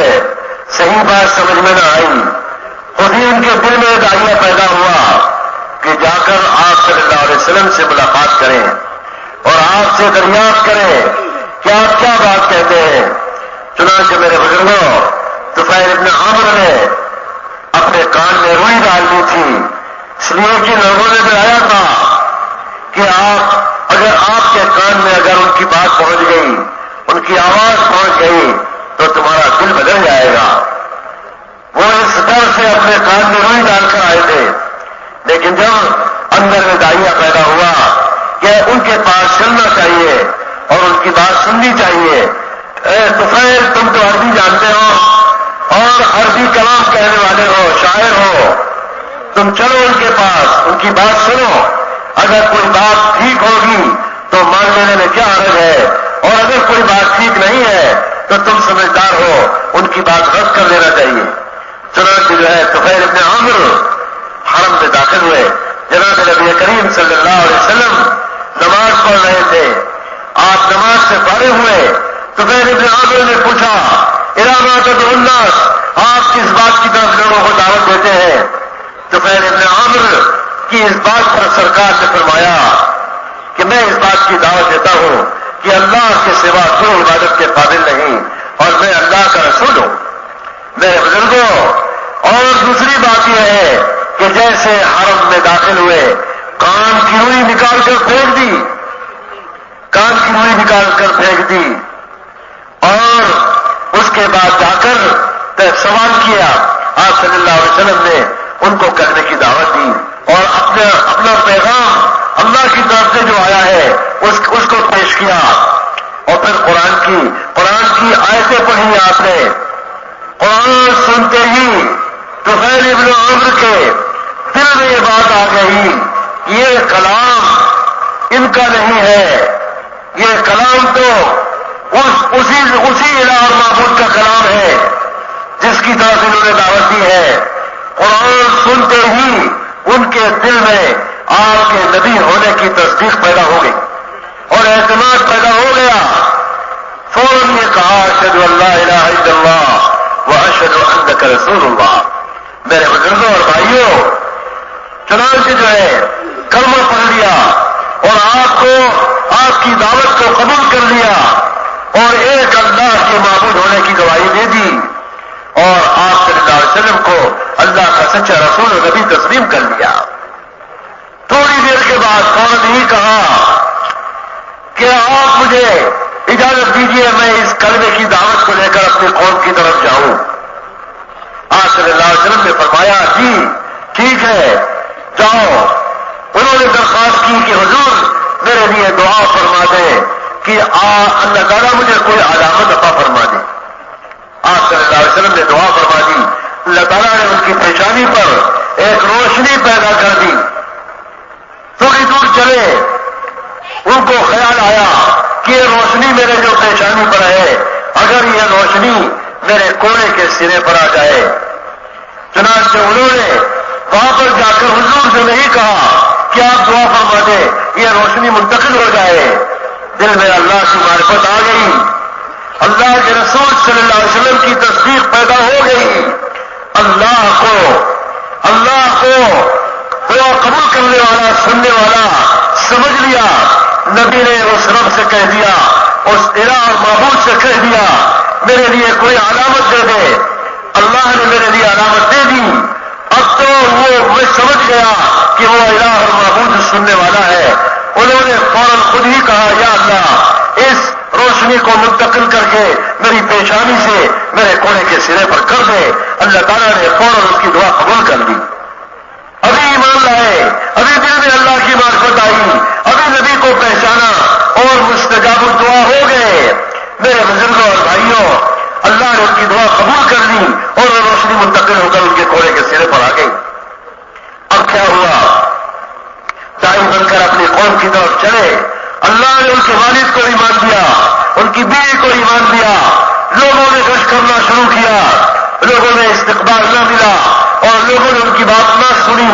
اب وہاں متاثر ہوئے اور غصے میں آئے اور آ کر حضور کے پاس اس بات کی درخواست کی، اے اللہ کے رسول میری قوم کے لیے آپ دعا فرما دیں، قوم ہلاک ہو جائے۔ ایک بھی بات سننے کے لیے تیار نہیں ہے۔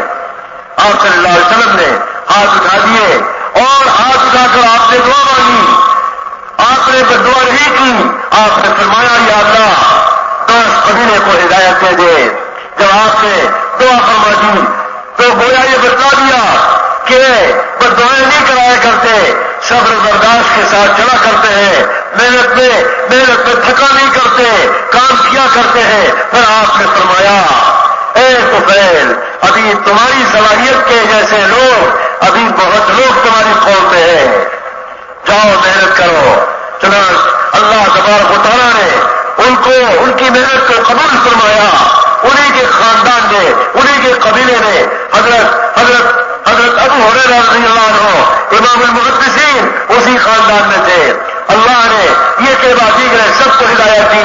80 घराने अल्लाह पाक ने सब्र बर्दाश्त और अखलाक के रास्ते से मेहनत के मैदान में उतरने की वजह से अल्लाह ने कबूल फरमाया और उनको जरिया बनाया।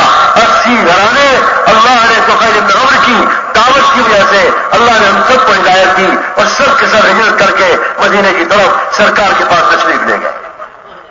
বলতেছেন যে ভাই হুজুর রাসূল সাল্লাল্লাহু আলাইহি ওয়াসাল্লামের আখলাকের তালিম, বলতেছেন যে এই আখলাকের তালিম আমাদেরও শিক্ষণীয় জিনিস।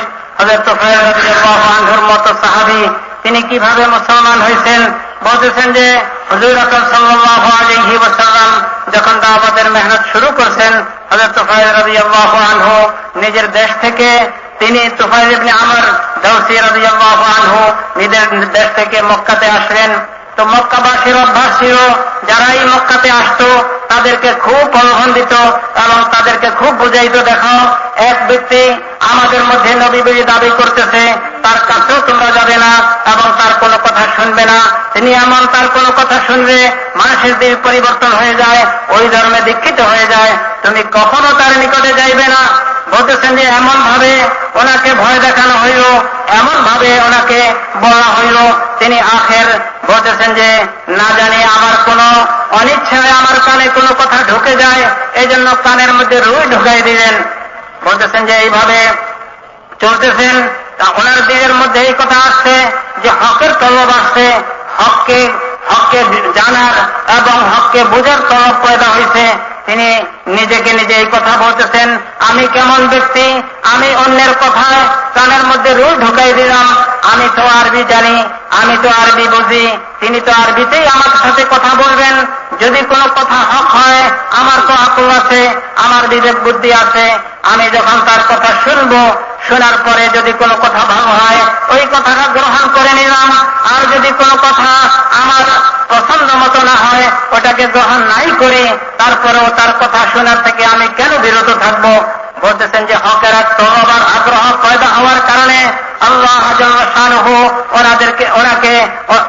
ওনার মধ্যে হেদায়েতের আলো, বলতেছেন যে দিলের মধ্যে হকের তলব পয়দা হওয়ার কারণে আল্লাহ এটার দ্বারা ওনাকে হেদায়েত দিচ্ছেন। বলতেছেন যে তিনি বাইতুল্লাহর মধ্যে হারামের মধ্যে ঢুকলেন, হুজুর আকরাম সাল্লাল্লাহু আলাইহি ওয়াসাল্লাম হারামের মধ্যে ছিলেন। বলতেছেন যে তিনি আসতে কানের থেকে রুই খুলে দিলেন এবং রুই বাহির করে ফেললেন। তারপরে হুজুর আকরাম সাল্লাল্লাহু আলাইহি ওয়াসাল্লামের খেদমতে আসলেন। হুজুর আকরাম সাল্লাল্লাহু আলাইহি ওয়াসাল্লামকে জিজ্ঞাসা করলেন, ইলা মা তাদউ, কোন জিনিসের দিকে আপনি মানুষকে দাওয়াত দেন? হুজুর আকরাম সাল্লাল্লাহু আলাইহি ওয়াসাল্লাম বড় আখলাকের সাথে ওনাকে বললেন, আমি এক আল্লাহর দিকে মানুষকে ডাকি এবং এই কথার দিকে মানুষকে ডাকি যে আমি মুহাম্মদ সাল্লাল্লাহু আলাইহি ওয়াসাল্লাম আল্লাহ পাকের প্রেরিত রাসূল। বলতেছেন যে তারপরে হুজুর আকরাম সাল্লাল্লাহু আলাইহি ওয়াসাল্লাম কোরআনে পাকের কিছু আয়াত তেলাওয়াত করলেন, কোরআনের কিছু আয়াত পড়ে শোনাইলেন। বলতেছেন যে যখন কোরআনের আয়াত পড়ে শোনাইলেন সাথে সাথে ওনার দিল পরিবর্তন হয়ে গেল যে এই কথাগুলি, এই কালাম মানুষের কথা হইতে পারে না, এই কালাম তো ওই জাতের কালাম যেই জাতের দিকে এই নবী ডাকতেছেন। বলতেছেন যে কোরআন শোনার সাথে সাথে ওনার দিল পরিবর্তন হয়ে গেল, উনি কলমা পড়ে মুসলমান হয়ে গেলেন। আশহাদু আল্লা ইলাহা ইল্লাল্লাহ ওয়া আশহাদু আন্না মুহাম্মাদান আবদুহু ওয়া রাসূলুহু, কলমা পড়ে মুসলমান হয়ে গেলেন।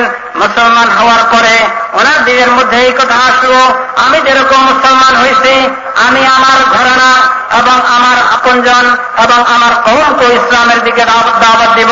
হুজুর আকরাম সাল্লাল্লাহু আলাইহি ওয়াসাল্লাম থেকে তিনি অনুমতি নিলেন। অনুমতি নিয়ে বললেন যে আমার কওম আছে, আমার কওমকে আমি দাওয়াত দিব, ইসলামের দিকে রাখবো। হুজুর আকরাম সাল্লাল্লাহু আলাইহি ওয়াসাল্লাম ওনাকে অনুমতি দিয়ে দিলেন। বলতেছেন যে তিনি যখন রওনা করলেন, কিছু দূর যাওয়ার পরে তিনি রওনা করার আগে হুজুর আকরাম সাল্লাল্লাহু আলাইহি ওয়াসাল্লামকে বললেন, ইয়া রাসূলুল্লাহ, আপনি আমার জন্য একটু দোয়া করেন যাতে আল্লাহ আমার মধ্যে একটা নিদর্শন দিয়ে দেয়, যেই নিদর্শন দেখে একটা কারামত দিয়ে দেয়, যেই নিদর্শন দেখে মানুষ প্রভাবান্বিত হয়।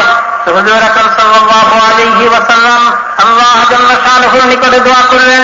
আল্লাহ জাল্লা শানুহু দোয়া কবুল করলেন। হযরত তুফাইল রাদিয়াল্লাহু আনহুর কপালের মধ্যে নূর চমকিয়ে গেল, নূর বাহির হইল। এই নূর নিয়ে তিনি রওনা করলেন। কিছু দূর যাওয়ার পরে ওনার চিন্তা হইল, আমার কপালে এই নূর, মানুষ দেখিত এই কথা বলবে, আরে আমাদের ধর্ম ত্যাগ করার কারণে তোমার চেহারা পরিবর্তন হয়ে গেছে। এই জন্য আবার ফিরে আসলেন। আস্তে আস্তে চিন্তা করলেন, আরে হুজুর আকরাম সাল্লাল্লাহু আলাইহি ওয়াসাল্লাম যেই জাতের নিকটে দোয়া করছেন, ওই জাতে আমার কপালের মধ্যে যেই নূর দিতে পারছেন, ওই জাতের নিকটে আমিও দোয়া করতে পারি। বলতেছেন যে ভাই, তিনি নিজেই দোয়া করলেন। এখন বলতেছেন যে ঈমান গ্রহণ করার পরে এই কলমা পড়ার সাথে সাথে আল্লাহ কেমন পরিবর্তন করে দিয়েছেন, নিজেই মুস্তাজাবুদ দাওয়াত হয়ে গেছেন। বলতেছেন যে আল্লাহ পাকের নিকটে চাইছেন, আল্লাহ কপালের এই নূরকে ওনার শরীরের মধ্যে দিয়ে দিলেন, ওনার শরীরের মধ্যে দিয়ে দিলেন। বলতেছেন যে এই নূর নিয়ে তিনি চলতেছেন। যাওয়ার পরে নিজের কওমের নিকটে গেলেন। সর্বপ্রথম ওনার আব্বাকে দাওয়াত দিলেন, আব্বা ইসলাম গ্রহণ করলেন। তারপরে নিজের বিবিকে দাওয়াত দিলেন, বিবিও ইসলাম গ্রহণ করলেন। তারপরে বলতেছেন যে এখন কওমের আর কেউ ইসলাম গ্রহণ করতেছে না। যতই দাওয়াত দিতেছিলেন, যতই মেহনত করতেছিলেন, বলতেছেন যে কেউ ইসলাম গ্রহণ করে না। দিলের মধ্যে একটু বিরক্তি আসলো। বলতেছেন যে আবার ফিরে আসলেন। হুজুর আকরাম সাল্লাল্লাহু আলাইহি ওয়াসাল্লামের নিকটে বললেন, ইয়া রাসূলুল্লাহ, আমি খুব মেহনত করছি, খুব চেষ্টা করছি, তারা ইসলাম গ্রহণ করতেছে না। তাদের জন্য আপনি বদদুয়া করেন, তারা হালাক হয়ে যাক, ধ্বংস হয়ে যাক। হুজুর আকরাম সাল্লাল্লাহু আলাইহি ওয়াসাল্লাম হাত উঠাইছেন। আশেপাশে যারা ছিলেন তারা তো মনে করলেন, আরে এই কওম তো ধ্বংস হয়ে যাবে, এরা তো এখন হুজুর আকরাম সাল্লাল্লাহু আলাইহি ওয়াসাল্লাম বদদুয়া করবেন আর ধ্বংস হয়ে যাবে। হুজুর আকরাম সাল্লাল্লাহু আলাইহি ওয়াসাল্লাম হাত উঠাই দোয়া শুরু করলেন, আল্লাহুম্মা হদি দাউসা, আল্লাহুম্মা হদি দাউসা, আল্লাহুম্মা হদি দাউসা। আয় আল্লাহ, আপনি কবিরে দাউসকে হেদায়েত দেন। আয় আল্লাহ, আপনি কবিরে দাউসকে হেদায়েত দেন। আয় আল্লাহ, আপনি কবিরে দাউসকে হেদায়েত দেন। বলতেছেন যে ভাই, দোয়া দিয়ে এই কথা শিক্ষা দিলেন, আমাদের এই মেহনতের মধ্যে বিরক্তি নাই, আমাদের এই মেহনতের মধ্যে বদদুয়া নাই, আমাদের এই মেহনতের মধ্যে ধৈর্য আছে, আমাদের এই মেহনতের মধ্যে সবর আছে, আমাদের এই মেহনতের মধ্যে তাহাম্মুল আছে। তাহাম্মুলের সাথে, সবরের সাথে মেহনত করতেই থাকা, মেহনত করতে থাকা, বিরক্ত না হওয়া, তাহার উপরে মন উঠে না যাওয়া, বরং আমাদের মেহনত চলতেই থাকা, চালাইতে থাকা। বলতেছেন যে হুজুর আকরাম সাল্লাল্লাহু আলাইহি ওয়াসাল্লাম দোয়ার পরে হযরত তুফাইল রাদিয়াল্লাহু আনহুকে বললেন, হে তুফাইল, যাও, তোমার কবিরার মধ্যে তোমার মতো এরকম যোগ্যতা সম্পূর্ণ বহু মানুষ রয়ে গেছে, তাদেরকে দাওয়াত দাও। তাদের যোগ্যতা আজকে একদিকে লাগতেছে, যখন মুসলমান হবে তাদের এই যোগ্যতা দাওয়াতের মধ্যে লাগবে, তাদের এই যোগ্যতা ইসলামের মধ্যে লাগবে, তাদের এই যোগ্যতা দ্বীনের মধ্যে লাগবে। তুমি যাও, দাওয়াত দাও। বলতেছেন যে হযরত তুফাইল রাদিয়াল্লাহু আনহু সবরের সাথে, ধৈর্যের সাথে সেখানে যাই দাওয়াতের মেহনত করতেছিলেন। আল্লাহ জাল্লা শানুহু মানুষের মধ্যে পরিবর্তন আনতেছিলেন। বলতেছেন যে ইসলাম গ্রহণ করতেছিল হযরত আবু হুরায়রা রাদিয়াল্লাহু আনহুর মতো সাহাবী, যিনি ইমামুল মুহাদ্দিসিন, আল্লাহ ওই ঘরানা থেকে, বলতেছেন যে এই কওমের থেকে ওনাকে, বলতেছেন যে ওই মেহনতের মাধ্যমে আল্লাহ ওনাকেও হেদায়েত দিচ্ছেন। 80 ঘরানাকে নিয়ে তিনি মদিনাতে আসছেন, হুজুর আকরাম সাল্লাল্লাহু আলাইহি ওয়াসাল্লামের সাথে সাক্ষাৎ করছেন। বলতেছেন যে ভাই, এই দাওয়াতের আজিম মেহনতের মধ্যে আখলাকেরও পরিবর্তন রয়ে গেছে, আখলাকের তালিমও রয়ে গেছে, আখলাকের সাথে মেহনত করা এটাও শিক্ষা রয়ে গেছে। সাহাবায়ে কেরাম রাদিয়াল্লাহু আনহুম আজমাইন কত আখলাকের সাথে, কত সবর আর ধৈর্যের সাথে, কত, বলতেছেন যে ভাই, একাধারে মেহনতকে, সবর আর ধৈর্যের সাথে করতেছিলেন। আল্লাহ সাহাবাদের মধ্যে আল্লাহ এক একজনের দিলকে পরিবর্তন করতেছিলেন। তারা ইসলামের মধ্যে দীক্ষিত হইতেছিল। তাদের জিন্দিগিতে জিন্দিগি বলতেছেন যে ভাই পুরা দুনিয়ার মধ্যে দ্বীনের প্রচার আর প্রসারের জন্য জরিয়ার মাধ্যম হিসেবে হইতেছিল। मेरे बुजुर्गों और भाइयों, हिजरत का हुक्म आया। मक्के के माहौल में काम मस्जिद से न हुआ, घर से हुआ, यहां तक कि अपने अपने घरों में भी रहने नहीं दिया गया। हिजरत का हुक्म आया और हिजरत का बड़ा मकसद इसमें भी तरबियत थी ताकि सबकी मोहब्बत दिल से निकल जाए और अल्लाह की मोहब्बत, अल्लाह के दीन की मोहब्बत, अल्लाह के रसूल सल्लल्लाहु अलैहि वसल्लम की मोहब्बत दिलों पर गालिब आ जाए। हजरत मौलाना यूसुफ साहब रहमतुल्लाह अलैह फरमाते थे हिजरत का बड़ा मकसद यही है। और आज भी अल्लाह के रास्ते की नक़ल हरकत और हिजरत जो वक्ती है, उस जमाने में तो मुस्तकिल हिजरत कराई गई। आज इस जमाने में हिजरत जो है ये वक्ती है कि आदमी जाता है फिर वापस आ जाता है। हिजरत का बड़ा मकसद क्या है? दिलों में मोहब्बत आ जाए अल्लाह की, अल्लाह के रसूल की, और अल्लाह उसके रसूल की निस्बत कभी हो जाए और अल्लाह के उसके रसूल के रास्ते की जो जद्दोजहद और मेहनत और मुजाहिदों की मोहब्बत दिलों के अंदर गालिब आ जाए। चुनांचे मेरे बुजुर्गों, हिजरत कराई गई और हिजरत कहां हुई? मदीने की तरफ। घर छोड़ना पड़ा, वतन छोड़ना पड़ा। सरकार मुहर्रम सल्लल्लाहु अलैहि वसल्लम के लिए अपना महबूब वतन छोड़ना पड़ा और बैतुल्लाह भी छोड़ना पड़ा कि आपकी आंखों से आंसू जारी थे जब आप बैतुल्लाह को छोड़ रहे हैं। इस सब में अल्लाह रब्बुल इज्जत अपने बंदों की तरबियत फरमा रहे हैं। मेरे बुजुर्गों, मैदान दावत में ईमानदारों की तरबियत की जाती है, अपना ताल्लुक अल्लाह देते हैं, अखलाक की मशक कराते हैं मेरे बुजुर्गों, और ताकि पूरा दीन जो उतरने वाला है उसकी सलाहियत और इस्तेदाद ईमान वालों में पैदा हो। चुनांचे मेरे बुजुर्गों, हिजरत से पहले तो मस्जिद का माहौल न मिला, लेकिन हिजरत के बाद सबसे पहले जनाब नबी करीम सल्लल्लाहु अलैहि वसल्लम ने मस्जिद बनाई और ये सारे दीन के शोबे मस्जिद से जुड़ गए। एक एक ईमान वाला मस्जिद से जुड़ा और एक एक कलमा पढ़ने वाला मस्जिद से जुड़ा मेरे बुजुर्गों। और आप सल्लल्लाहु अलैहि वसल्लम मस्जिद के माहौल में है और हर ईमान वाला मस्जिद से जुड़ा हुआ है, जिसकी वजह से हर आदमी की तरबियत हो रही है। दीन आ रहा है, दीन उनको मस्जिद से मिल रहा है, क्योंकि ये दीन एक साथ नहीं आया, 23 साल के अंदर इस दीन की तकमील हुई है। सारा दीन मेरे बुजुर्गों या तो अल्लाह के रास्ते की नक़ल हरकत में नबी सल्लल्लाहु अलैहि वसल्लम को दिया जा रहा है, या मक्के और मदीने में और रास्तों में अल्लाह की तरफ से अवामिर और अहकामात आ रहे हैं, या मस्जिद के माहौल में या आपके घर में। मेरे बुजुर्गों, अल्लाह की तरफ से जो दीन आया मेरे बुजुर्गों 100% एक ईमान वालों को मस्जिद से जोड़ा गया और मस्जिद में हर आदमी वक्त देने वाला था। हजरत मौलाना सईद खान साहब रहमतुल्लाह अलैह बहुत तफसील से इसको सुनाया करते थे और सीरत में ये बात वाज़ेह तरीके पर मौजूद है। असहाब सुफ़्फ़ा हिजरत के बाद सबसे वो जो है पूरी जमात मस्जिद से इस तरह से जुड़ी कि न उनके पास कोई मकान था, न उनके पास कोई कारोबार था, न कोई माश का इंतजाम था। अल्लाह की तरफ से जो मैसर आता वो खा लेते, वरना भूख और प्यासे में वक्त गुजारते। उसी में इमाम मुहद्दिसीन हज़रत अबू हुरैरा भी है। अल्लाह ने उनको दीन दिया, इल्म दिया और इमाम मुहद्दिसीन बने मेरे बुजुर्गों।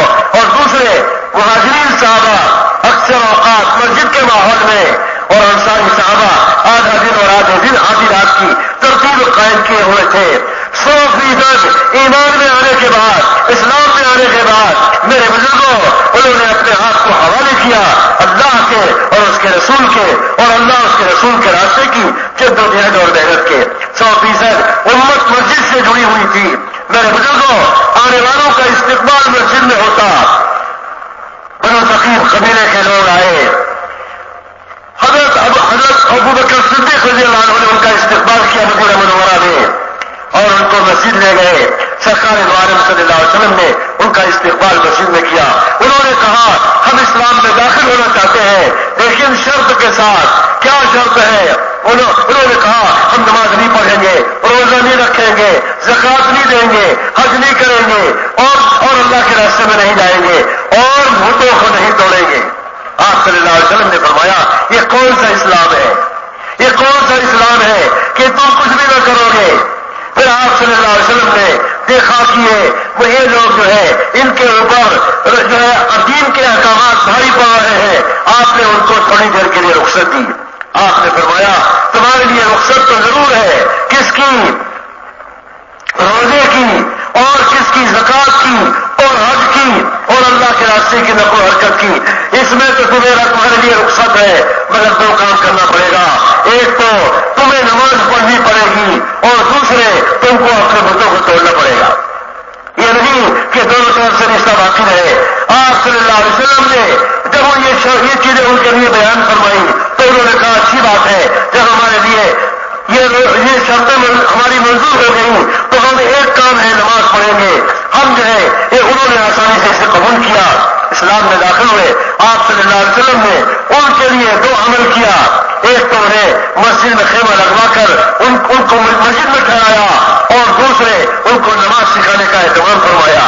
وہ نماز پڑھنے لگے، نماز کے اہتمام پر آ گئے اور نماز ان کو سکھائی گئی جیسی نماز حضور پڑھتے تھے. یہی ہم کو تعلیم ہے کہ نماز ہم بھی ایسی اپنی بناویں جیسے حضور نے فرمائی ہے. سلام تمہاری قبولی ہو سکتی، ہماری نماز ایسی ہو جیسے نماز حضور نے پڑھ کر بتائی ہے. چنانچہ جو ہے بنو ثقیف قبیلے کے لوگ وہ نماز پڑھنے لگے، مسجد کے ماحول میں آ گئے. ابھی تھوڑے دن نہیں گزرے، رمضان کا مہینہ آ گیا. انہوں نے کہا کہ ہم جو ہے ہم کیسے مسلمان ہیں جب سارے مسلمان رمضان کے مہینے میں روزے کا استقبال کر رہے ہیں، روزہ رکھنے کے لیے تیار ہیں اور سب روزہ رکھ رہے ہیں، ہم کون سے مسلمان ہیں روزہ نہ رکھیں؟ سب نے روزہ رکھا اور زکات دیتے ہوئے دیکھا. انہوں نے کہا کون سے مسلمان ہیں ہم زکات نہ نکالیں؟ چنانچہ انہوں نے مالداروں نے اپنے مال کی زکات نکالی. حج کا موسم آیا تو یہی بات کہی اور حج کے لیے روانہ ہوئے. جب اللہ کے راستے میں جانے کا وقت آیا تو انہوں نے کہا ہم کون سے مسلمان ہیں جب سارے مسلمان راہ خدا میں جا رہے ہیں، ہم کیوں نہ جائیں؟ میرے بزرگوں، ایک تو نماز نے ان کے اندر استعداد و صلاحیت پیدا کی اور دوسرے مسجد کے ماحول نے، کیونکہ حضور کی مسجد میں علم کا شعبہ ایمانی مجلس ہے، یہ مسجد سے جڑی ہوئی تھی. 100% صحابہ کے گھروں میں عورتوں اور بچوں میں جو دین گیا وہ مسجد سے گیا. میرے بزرگوں، اور 100% صحابہ کو، ایمان والوں کو جو دین ملا وہ مسجد کے ماحول سے ملا. میرے بزرگوں، آپ صلی اللہ علیہ وسلم نے جس طرح سے ہر آدمی کو داعی بنایا، ایسے ہی ہر آدمی کو معلم و متعلم بنایا. ایسے ہی آپ صلی اللہ علیہ وسلم نے ہر ایک کو اچھے اخلاق کی تعلیم دی. ایسے ہی آپ صلی اللہ علیہ وسلم نے ہر مسلمان کو اللہ کے راستے کی نقل و حرکت پر بھی کھڑا کیا، مسجد سے جوڑا اور اللہ کے راستے کی نقل و حرکت سے بھی جوڑا، جس کی وجہ سے میرے بزرگوں ایمانی صفات ان کی بڑھتی گئی اور اسلام زندگی میں آتا گیا، ایمانی صفات بڑھتی گئی. اللہ کے نبی صلی اللہ علیہ وسلم نے ارشاد فرمایا اذا رأيتم الرجل يعتاد المسجد فاشهدوا له بالایمان. جب کسی کو دیکھو وہ مسجد کا عادی ہے، اس کے ایماندار ہونے کی گواہی دے دو. میرے بزرگوں، امت جتنا مسجد سے جڑے گی اور ہمارے دین کے شعبے جتنا مسجدوں میں ہوئیں گے، وہ یوسف صاحب رحمۃ اللہ علیہ فرماتے تھے علم کا شعبہ بھی حضور کے زمانے میں اور بعد کے زمانوں میں مسجد سے جڑا ہوا تھا. فرمایا حوادث زمانہ کی وجہ سے علم کا شعبہ مسجد سے باہر آ گیا.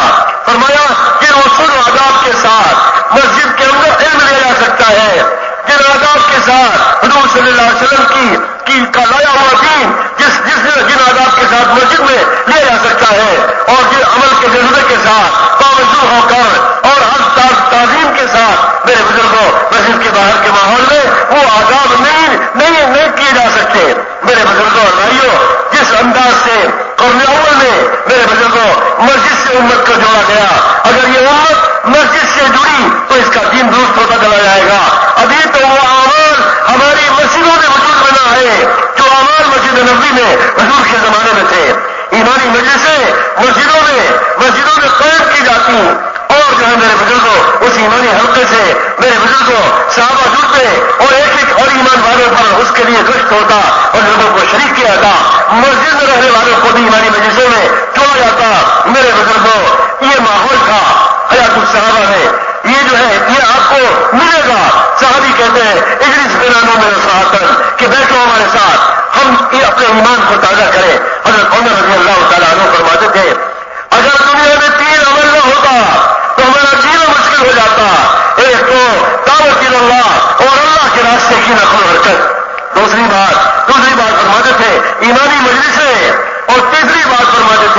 کی عبادتوں میں اللہ کی جناب میں پریشانی سجدے میں رکھ کر لمبے لمبے سجدوں میں پڑے رہنا. میرے بزرگوں فرماتے تھے اگر یہ تین عمل نہ ہوتا تو ہمارا دنیا میں جینا مشکل ہو جاتا.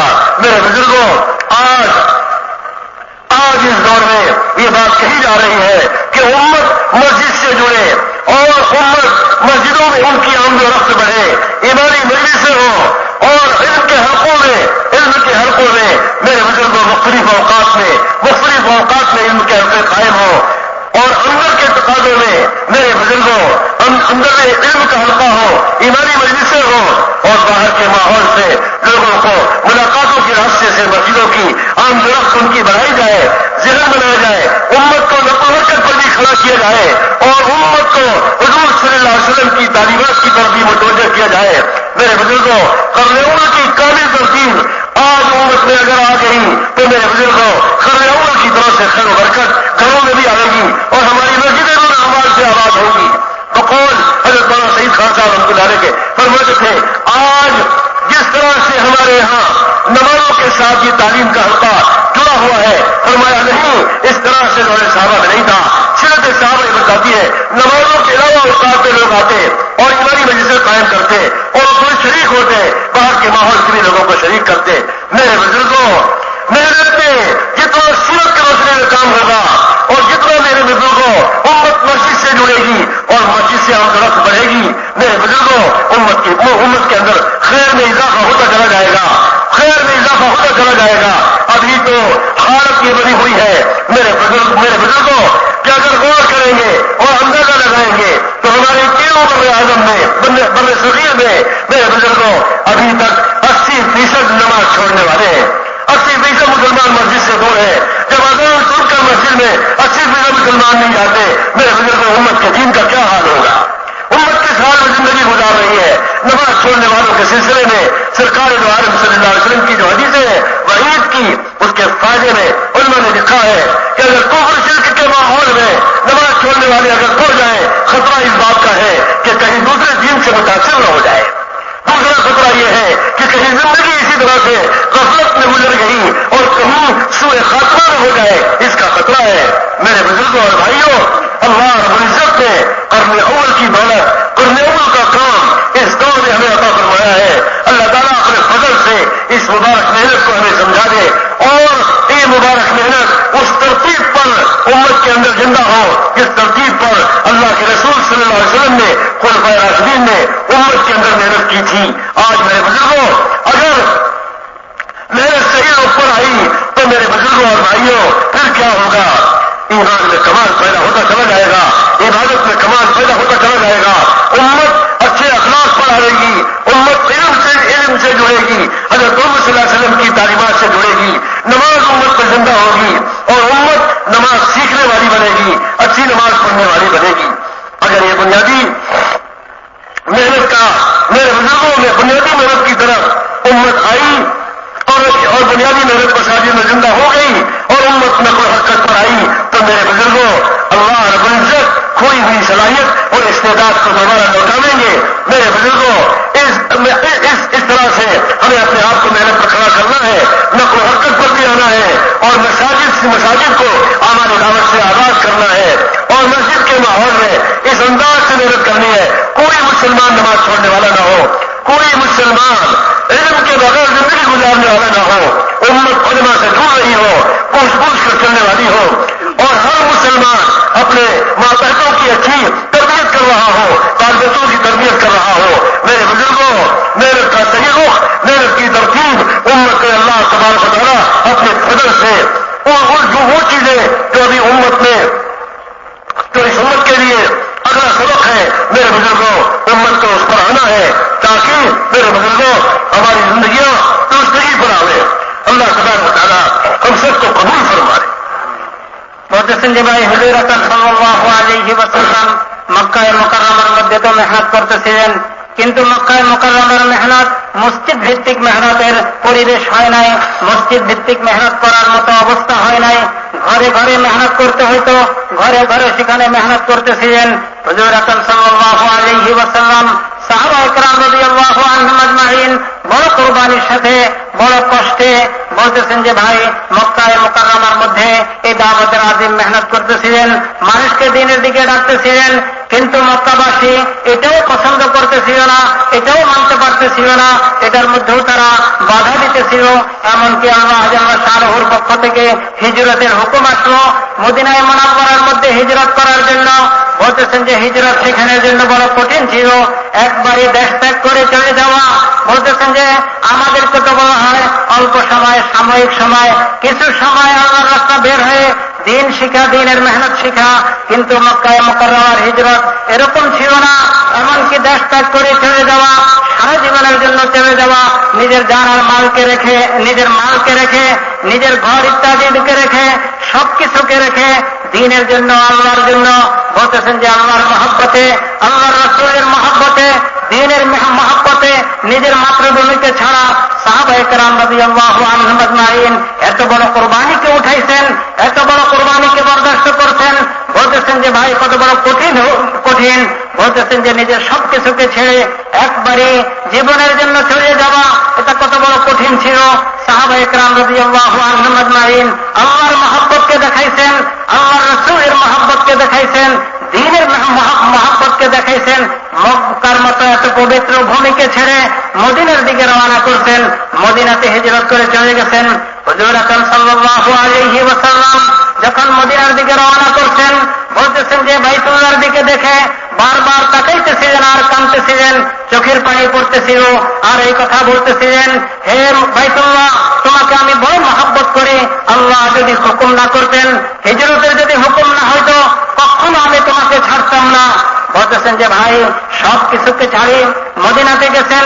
মদিনাতে যাওয়ার পরে হুজুর আকরাম সাল্লাল্লাহু আলাইহি ওয়াসাল্লাম মদিনার, বলতেছেন যে মদিনার মেহনতের বুনিয়াদ মসজিদ ভিত্তিক বানাইছেন, সমস্ত শোভাকে মসজিদের সাথে জুড়ছেন। সাহাবায়ে কেরাম রাদিয়াল্লাহু আনহুম আজমাইন মসজিদের সময় দেওয়া। বলতেছেন যে ভাই হযরত মাওলানা ইউসুফ সাহেব রাহমাতুল্লাহ আলাইহি কথা বলতেন যে সাহাবায়ে কেরাম রাদিয়াল্লাহু আনহুম আজমাইন তো সারা জীবনের জন্য হিজরত করতেছিলেন, এই জন্য হিজরত আল্লাহ করাইছেন যাতে আল্লাহর জন্য সবকিছুকে ছাড়ার মেজাজ পয়দা হয়, দিলের মধ্যে আল্লাহর মহব্বত পয়দা হয়। আল্লাহর মহব্বতের সামনে সবকিছুকে ছাড়া, আল্লাহর রাসূলের মহব্বতের সামনে সবকিছুকে ছাড়া, এমনকি দিনের মহব্বতের সামনে সবকিছুকে ছাড়ার মেজাজও পয়দা হয়। বলতেছেন যে ভাই আজকেও এই জন্যই বলা হইতেছে নকল হরকতের কথা, আল্লাহর রাস্তা বের হওয়ার কথা।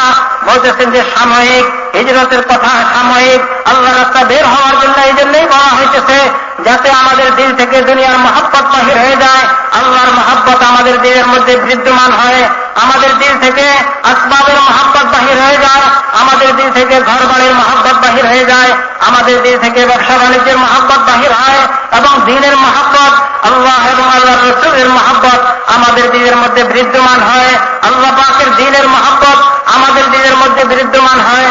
বলতেছেন যে এই জন্যই বলা হইতেছে আল্লাহর রাস্তা বের হয়ে এরই মুস্ক করি আমরা আমাদের দিনের অবস্থাকে পরিবর্তন করি।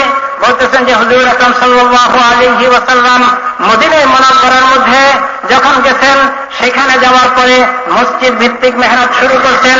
সর্বপ্রথম মসজিদ বানাইছেন, সেখানে মসজিদ বানানোর পরে উম্মতকে মসজিদের সাথে জুড়ছেন, উম্মতকে মসজিদের তালিম, মসজিদের মধ্যে বলতেছেন যে একত্রিত করছেন। ভাই এই এরিয়াটাকে বন্ধ করে দেয় ভাই, কোন ছবি ওঠানো বিলকুল ঠিক না, আমরা কেউ না করি।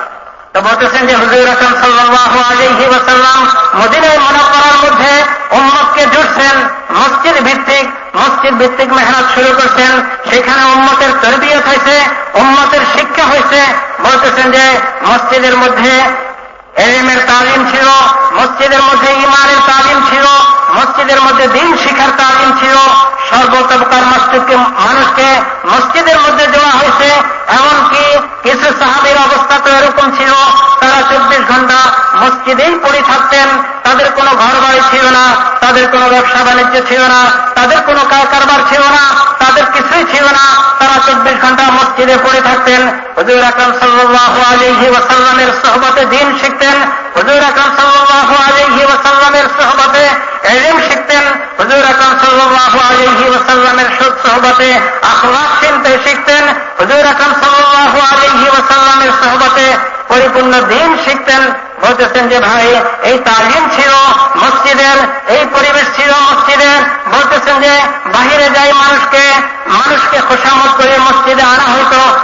মসজিদের মধ্যে দিন শেখানো হইতো, মসজিদের মধ্যে ইমানের শেখানোর পরিবেশ ছিল, মসজিদের মধ্যে জামাতের ইস্তেকবাল ছিল, মসজিদের মধ্যে দিনের সব তাকাজা পুরা করার ব্যবস্থা ছিল। বলতেছেন যে ভাই, ওই মদিনার মুনাওয়ারার মসজিদ থেকেই পুরুষরা দিন শিখে যাইতেন। পুরুষদের এই দিন শিখা, বলতেছেন যে ঘরে মা বোনরা দিন শিখার জন্য আগ্রহী হয়ে থাকতেন। যখন সাহাবা ইকরাম রাদিয়াল্লাহু আনহুম আজমাইন ঘরে যাইতেন, তাদেরকে দিন শেখানো হইতো, বাচ্চাদেরকে দিন শেখানো হইতো। মসজিদের পরিবেশ থেকে ঘরের পরিবেশের মধ্যে ইলম গেছে, মসজিদের পরিবেশ থেকে ঘরের পরিবেশের মধ্যে দিন গেছে। বলতেছেন যে ওই মসজিদের পরিবেশে, বলতেছেন যে ওই জামাত, যেই জামাতের মধ্যে হযরত আবু হুরায়রা, আসহাবে সুফফা আবু হুরায়রা রাদিয়াল্লাহু আনহুর মতো সাহাবী 24 ঘন্টা পড়ে থাকতেন, সেখানেই তিনি দিন ইলম শিখছেন। আর আল্লাহ ওনাকে ইমামুল মুহাদ্দিসিন বানাইছেন। বলতেছেন যে এই মসজিদের মধ্যে জামাতের ইস্তেকবাল ছিল, কবিরায়ে সাকিফ থেকে কবিরায়ে সাকিফ আসছে ইসলাম গ্রহণ করার জন্য। হযরত আবু বকর রাদিয়াল্লাহু আনহু তাদেরকে ইস্তেকবাল করছেন, তাদেরকে মসজিদে নিয়ে আসছেন। উম্মতের ঠিকানা ছিল, উম্মতের দিন শিখার জায়গা ছিল, উম্মতের মার্জা ছিল এবং উম্মতের দিল লাগা ছিল মসজিদের সাথে। মসজিদ এমন এক পরিবেশ, মসজিদ এমন এক ঘর, আল্লাহর রহমত পাওয়ার ঘর। বলতেছেন যে ভাই, 24 ঘন্টা মসজিদ আমলের দ্বারা আবাদ ছিল। হযরত আবু হুরায়রা রাদিয়াল্লাহু আনহু কবিরায়ে সাকিফকে নিয়ে আসছেন। আনার পরে হুজুর আকরাম সাল্লাল্লাহু আলাইহি ওয়াসাল্লাম তাদেরকে ইসলামের দাওয়াত দিতেন। তারা এই কথা বললেন যে আমরা শর্তের সাথে ইসলাম গ্রহণ করব, আমাদের কিছু শর্ত আছে, আমাদের কিছু কথা আছে। হুজুর আকরাম সাল্লাল্লাহু আলাইহি ওয়াসাল্লাম তাদের শর্তগুলি শুনলেন। তারা সর্বপ্রথম বললেন যে আমরা নামাজ পড়ব না। দ্বিতীয় কথা বললেন যে আমরা রোজা রাখবো না, আমরা হজ করব না, আমরা যাকাত দিব না, আমরা জিহাদ করব না, আল্লাহর রাস্তায় নকল হরকতে যাইব না, এবং আমরা আমাদের মূর্তিগুলিকে নিজ হাতে ভাঙব না। হুজুর আকরাম সাল্লাল্লাহু আলাইহি ওয়াসাল্লাম বললেন যে এটা কেমন দিন, যে দিনের মধ্যে এই কামগুলি নাই। তারপরে চিন্তা করলেন, আচ্ছা তারা তো নতুন আসছে, তারা এখনো ইসলামে দীক্ষিত হয় নাই, তাদের দিন এখনো পরিবর্তন হয় নাই, তাদেরকে যদি একটু সময়ের জন্য কিছু রুখসত দেওয়া যায়, তবে তো তারা ইসলামে যখন ঢুকবে আর আমলের অভ্যস্ত হবে, তখন তাদের মধ্যে সবটাই আসবে। এজন্য হুজুর আকরাম সাল্লাল্লাহু আলাইহি ওয়াসাল্লাম বললেন, তোমাদের 2 শর্ত মানা যাবে না, এই 2 শর্ত ছাড়া বাকিগুলিকে আমি মানতেছি। 1 নম্বর শর্ত হয়েছে, তোমরা যে নামাজ পড়বে না ওই কথা বলছো, যেই দিনের মধ্যে নামাজ নাই ওই দিন ইসলামী হইতে পারে না। এবং বললেন যে তোমরা তোমাদের নিজ হাতে মূর্তি ভাঙতে হবে। বলতেছেন যে ভাই, তারপরে 2টা কাজ করলেন। তার মধ্যে 1 নম্বর কাজ হয়েছে, তারা তাদের সীমা মসজিদের মধ্যে লাগাই দিলেন এবং তাদেরকে ওই মসজিদের তালিমের মধ্যে বসা এবং মসজিদের পরিবেশের মধ্যে তাদেরকে রাখলেন। বলতেছেন যে ভাই, ওই মসজিদের তালিমের মধ্যে বসে ওই নামাজের মধ্যে মেহনত করতে করতে, নামাজকে সুন্দর করতে করতে যখন ওনাদের দিনের অবস্থা পরিবর্তন হইতেছিল, বলতেছেন যে এর ভেতরেই রমজানের রোজা আসছে। রোজা আসার পরে ওনাদেরকে বলতে হয় নাই, মসজিদের পরিবেশের কারণে, নামাজের মেহনতের কারণে আল্লাহ ওনাদের দিন এমন পরিবর্তন করছেন, যখন রমজান আসছে নিজেই বলতেছেন এটা কেমন। যখন সবাইকে রমজানের রোজা রাখতে দেখেছেন, দেখার সাথে সাথে বললেন যে কেমন আমরা মুসলমান, সবাই রোজা রাখতেছে, আমরা রোজা রাখবো না, এটা হইতে পারে না। রোজা রাখা আরম্ভ করে দিয়েছে। বলতেছেন যে ভাই, তারপরে যখন যাকাতের সময় হয়েছে, মুসলমান যাকাত দিতেছিলেন, তারা এই কথা বললেন এটা আমরা কেমন মুসলমান, সবাই মুসলমান যাকাত দেয়, আমরা যাকাত দিব না, এটা কেমন মুসলমান হইতে পারে না। যাকাত দেওয়া আরম্ভ করলেন। হজের মৌসুমে যখন সবাই হজে রওনা করলেন, ওনারা বললেন যে আমরা কেমন মুসলমান, সবাই হজ করবে আর আমরা হজ করব না, এটা হইতে পারে না। বলতেছেন যে ভাই, মসজিদের পরিবেশে থাকার কারণে, ইমানি হালকার মধ্যে বসার কারণে, মসজিদের মধ্যে খিমা লাগানোর কারণে, মসজিদের সাথে তাল্লুকের কারণে ভিতরের অবস্থা এত পরিবর্তন হয়েছে, পরিপূর্ণ দিন ওনাদের মধ্যে আসে গেছে, ওনাদের আখলাক সুন্দর হয়ে গেছে।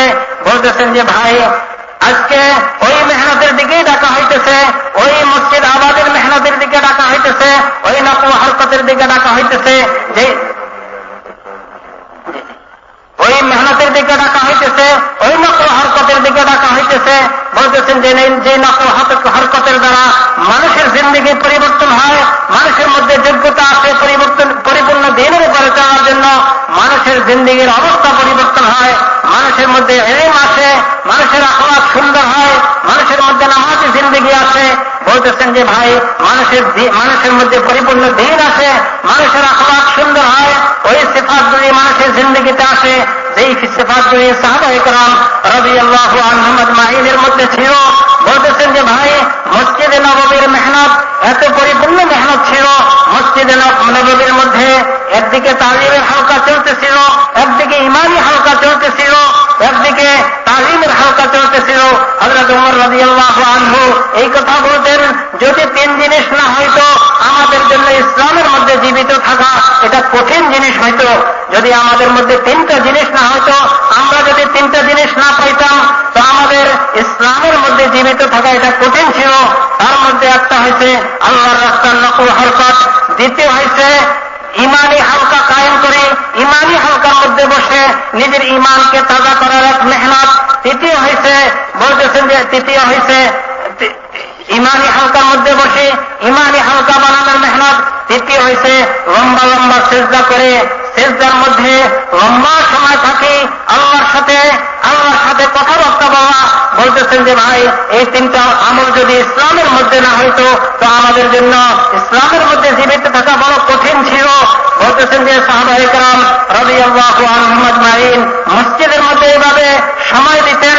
বলতেছেন যে মুহাজিরদের অভ্যাসে ছিল বেশি সময় মসজিদে থাকতেন, মসজিদের মধ্যে তালিমের হালকা, মসজিদের মধ্যে ইমানি হালকা।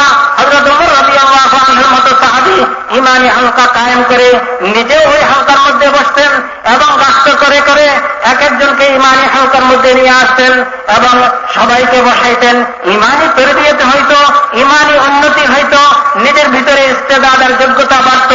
বলতেছেন যে ভাই মুহাজির এবং আনসারদের আমল ছিল, মুহাজিররা তো বেশিরভাগ সময়ে মসজিদে পেতেন, আনসারী সাহাবীরা ভাগ করে অর্ধেক সময় মসজিদে, অর্ধেক দিন মসজিদে, অর্ধেক দিন নিজের জরুরতে, অর্ধেক রাত্র মসজিদে, অর্ধেক রাত্র নিজের জরুরতে। বলতেছেন যে ভাই এইভাবে বেশি সময় মসজিদে দেওয়া, মসজিদকে আমলের দ্বারা আবাদ করা সাহাবায়ে কেরাম রাদিয়াল্লাহু আনহুম আজমাইনের অভ্যাস ছিল। হযরত মাওলানা সাইদ খান সাহেব রাহমাতুল্লাহ আলাইহি তিনি সাহাবায়ে কেরাম রাদিয়াল্লাহু আনহুম আজমাইন মসজিদে বেশি থেকে বেশি যে সময় দিতেন এই কথাগুলিকে খুব খুলতেন এবং মসজিদ আবাদের মেহনতকে মসজিদ আমলের দ্বারা আবাদ হয়, মসজিদ তালিমের হালকার দ্বারা আবাদ হয়, মসজিদ ইমানি হালকার দ্বারা আবাদ হয় এবং বাহিরেও মেহনত করে এক একজন মুসলমানকে খুশামদ করে মসজিদে আনা, মসজিদে ইমানের হালকার মধ্যে বসানো। বলতেছেন যে ভাই আজকে তো আমাদের তালিম নামাজের সাথে খাস হয়ে গেছে, নামাজের পরে আমাদের তালিম সাহাবায়ে কেরাম রাদিয়াল্লাহু আনহুম আজমাইনের তালিম নামাজের সাথে খাস ছিল না, নামাজের সাথে কোনো সম্পর্ক ছিল না। ওনাদের তালিম তো মসজিদের মধ্যে সব সময় আমলের এক পরিবেশ ছিল, তালিমের এক পরিবেশ ছিল। মেরে মুহতারাম বলতেছেন যে ভাই ইমানি হালকার এক পরিবেশ ছিল, ইমানি তরবিয়তের এক পরিবেশ ছিল। বলতেছেন যে আজকে দাওয়াত তাবলীগের মেহনতের দ্বারা আবার পুনরায় এই মেহনত উম্মতের মধ্যে জিন্দা হয়ে যায়, যেই মেহনতের দ্বারা 100 ভাগের 100 ভাগ নামাজি হয়। বলতেছেন যে কোনো ব্যক্তি নামাজ ছাড়ার হিম্মত না করতে পারে। বলতেছেন যে ভাই আজকে মুসলমানদের মধ্যে প্রায় 80 ভাগ মানুষ নামাজ ছাড়তেছে। বলতেছেন যে ভাই কেমন মুসলমান যে নামাজ ছাড়তেছে, ইসলামের মধ্যে তার তো কোনো অংশ নাই যে নামাজকে ছাড়তেছে। বলতেছেন যে ভাই যে নামাজকে ছাড়ি দেয়, যখন অন্য কোনো পরিবেশে যায় তখন তার ওই পরিবেশের দ্বারা প্রভাবান্বিত হয়ে পরিবর্তন হওয়ার সম্ভাবনা থাকে, ফিতনা ফাসাদে পড়ে যাওয়ার সম্ভাবনা থাকে। মেরে মুহতারাম তিনি বলতেছেন যে ভাই এই মেহনতের দ্বারা আমাদের জিন্দেগি পরিবর্তন হয়, এই মেহনতের দ্বারা হুজুর আকরাম সাল্লাল্লাহু আলাইহি ওয়াসাল্লামের আবার ওই পুনরায় ওই মেহনত জিন্দা হয়, যে মেহনতের দ্বারা পরিপূর্ণ দিন উম্মতের মধ্যে জিন্দা হইতেছিল, পরিপূর্ণ ইলম উম্মতের মধ্যে জিন্দা হইতেছিল, যে মেহনতের দ্বারা পরিপূর্ণ নামাজ উম্মতের মধ্যে জিন্দা হইতেছিল, যেই মেহনতের দ্বারা পরিপূর্ণ আখলাক উম্মতের মধ্যে জিন্দা হইতেছিল, যেই মেহনতের দ্বারা হকুকের আদায়গি উম্মতের মধ্যে জিন্দা হইতেছিল। আবার উম্মতের মধ্যে ওই মেহনত জিন্দা হয়ে যায়, এই মেহনতের দ্বারা এটাই চাওয়া হইতেছে যে পরিপূর্ণ দিন জিন্দা হয়, নকল হরকত জিন্দা হয়, মসজিদ আবাদের মেহনত জিন্দা হয়, মসজিদের মধ্যে তালিমের হালকা হয়, মসজিদের মধ্যে ইমানের হালকা হয়, এবং বাহির থেকে মেহনত করে এক একজনকে মসজিদে আনা হয় এবং মসজিদের মধ্যে তাদেরকে বসায় বলতেছেন যে ভাই দিন শেখানো হয়, ইমানের শেখানোর ওই পরিবেশের মধ্যে আনা হয়, আবার পুনরায় দিন আর ওই মেহনত উম্মতের মধ্যে জিন্দা হয়ে যায়। এই নকল হরকতের দ্বারা বলতেছেন যে ভাই এই মেহনতের দ্বারা এটাই চাওয়া হইতেছে পুরা দুনিয়ার মধ্যে ওই নকল হরকত জিন্দা হয়ে যায়, যেই নকল হরকত খুলাফায়ে রাশিদিনের মধ্যে ছিল, ওই মসজিদের মেহনত জিন্দা হয়ে যায়, যেই মসজিদের মেহনত, যেই মসজিদ আবাদের মেহনত খুলাফায়ে রাশিদিনের মধ্যে ছিল। বলতেছেন যে ভাই এটাই এই মেহনতের দ্বারা উদ্দেশ্য। नकल हरकत जो है आखिरी बात है। नकल हरकत हुजूर सल्लल्लाहु अलैहि वसल्लम की सबसे बड़ी सुन्नत है और इसी से सारी इस्तेदाद और सलाहियत आएगी। इसलिए मेरे बुजुर्गों, नकद तरतीब पर तैयार होना है। अल्लाह के रास्ते में निकलने के लिए नकद तरतीब पर निकलना है और नकल हरकत पर आना है। ये नकल हरकत, ये मेरे बुजुर्गों दावत अल्लाह उम्मुल अमाल है। अगर ये नकल हरकत और मेहनत जिंदा हो गई तो इससे सारे अमाल वजूद में आएंगे, पूरा दीन जिंदगी में आएगा। इसलिए मेरे बुजुर्गों, अल्लाह का नाम लेकर खड़े होकर बताएं कौन कौन भाई नकद अल्लाह के रास्ते में निकलने के लिए तैयार है। তো বলতেছেন যে ভাই এই নকল হরকত আল্লাহ রাস্তা বাহির হয়, আল্লাহ করে আবার পুনরায় জিন্দা হয়ে যায়, যে মেহনতের দ্বারা পরিপূর্ণ মানুষের মধ্যে পরিপূর্ণ দিন আসবে, যে মেহনতের দ্বারা পরিবর্তন হবে, যে মেহনতের দ্বারা মানুষের মধ্যে ইস্তেদার যোগ্যতা আসবে, দিনের উপরে চলার যোগ্যতা আসবে এবং পুরা দুনিয়ার মধ্যে দিন জিন্দা করার এক মেহনত চালু হয়ে যাবে। এজন্য বলতেছেন যে ভাই হিম্মত করে নগদ আমরা নিজেরাও তৈরি হয়ে অন্য ভাগে তৈরি করে আমরা হিম্মত করে 4 মাসের জন্য দাঁড়ায় পড়ি, হিম্মত করে দাঁড়ায় যাই ভাই। মাশাআল্লাহ, নগদে এই ইজতেমা থেকে আমি আল্লাহর রাস্তায় বের হয়ে মেরে মুহতারাম নিজের ইমানকে ঠিক করব, নিজের জিন্দেগি ঠিক করব, নিজের মধ্যে পরিপূর্ণ দিনের উপরে চলার যোগ্যতা পয়দা করব, আর পুরা দুনিয়ার মধ্যে দিনের মেহনত চালু করার আমি জরিয়া বলবো। এই জন্য হিম্মত করে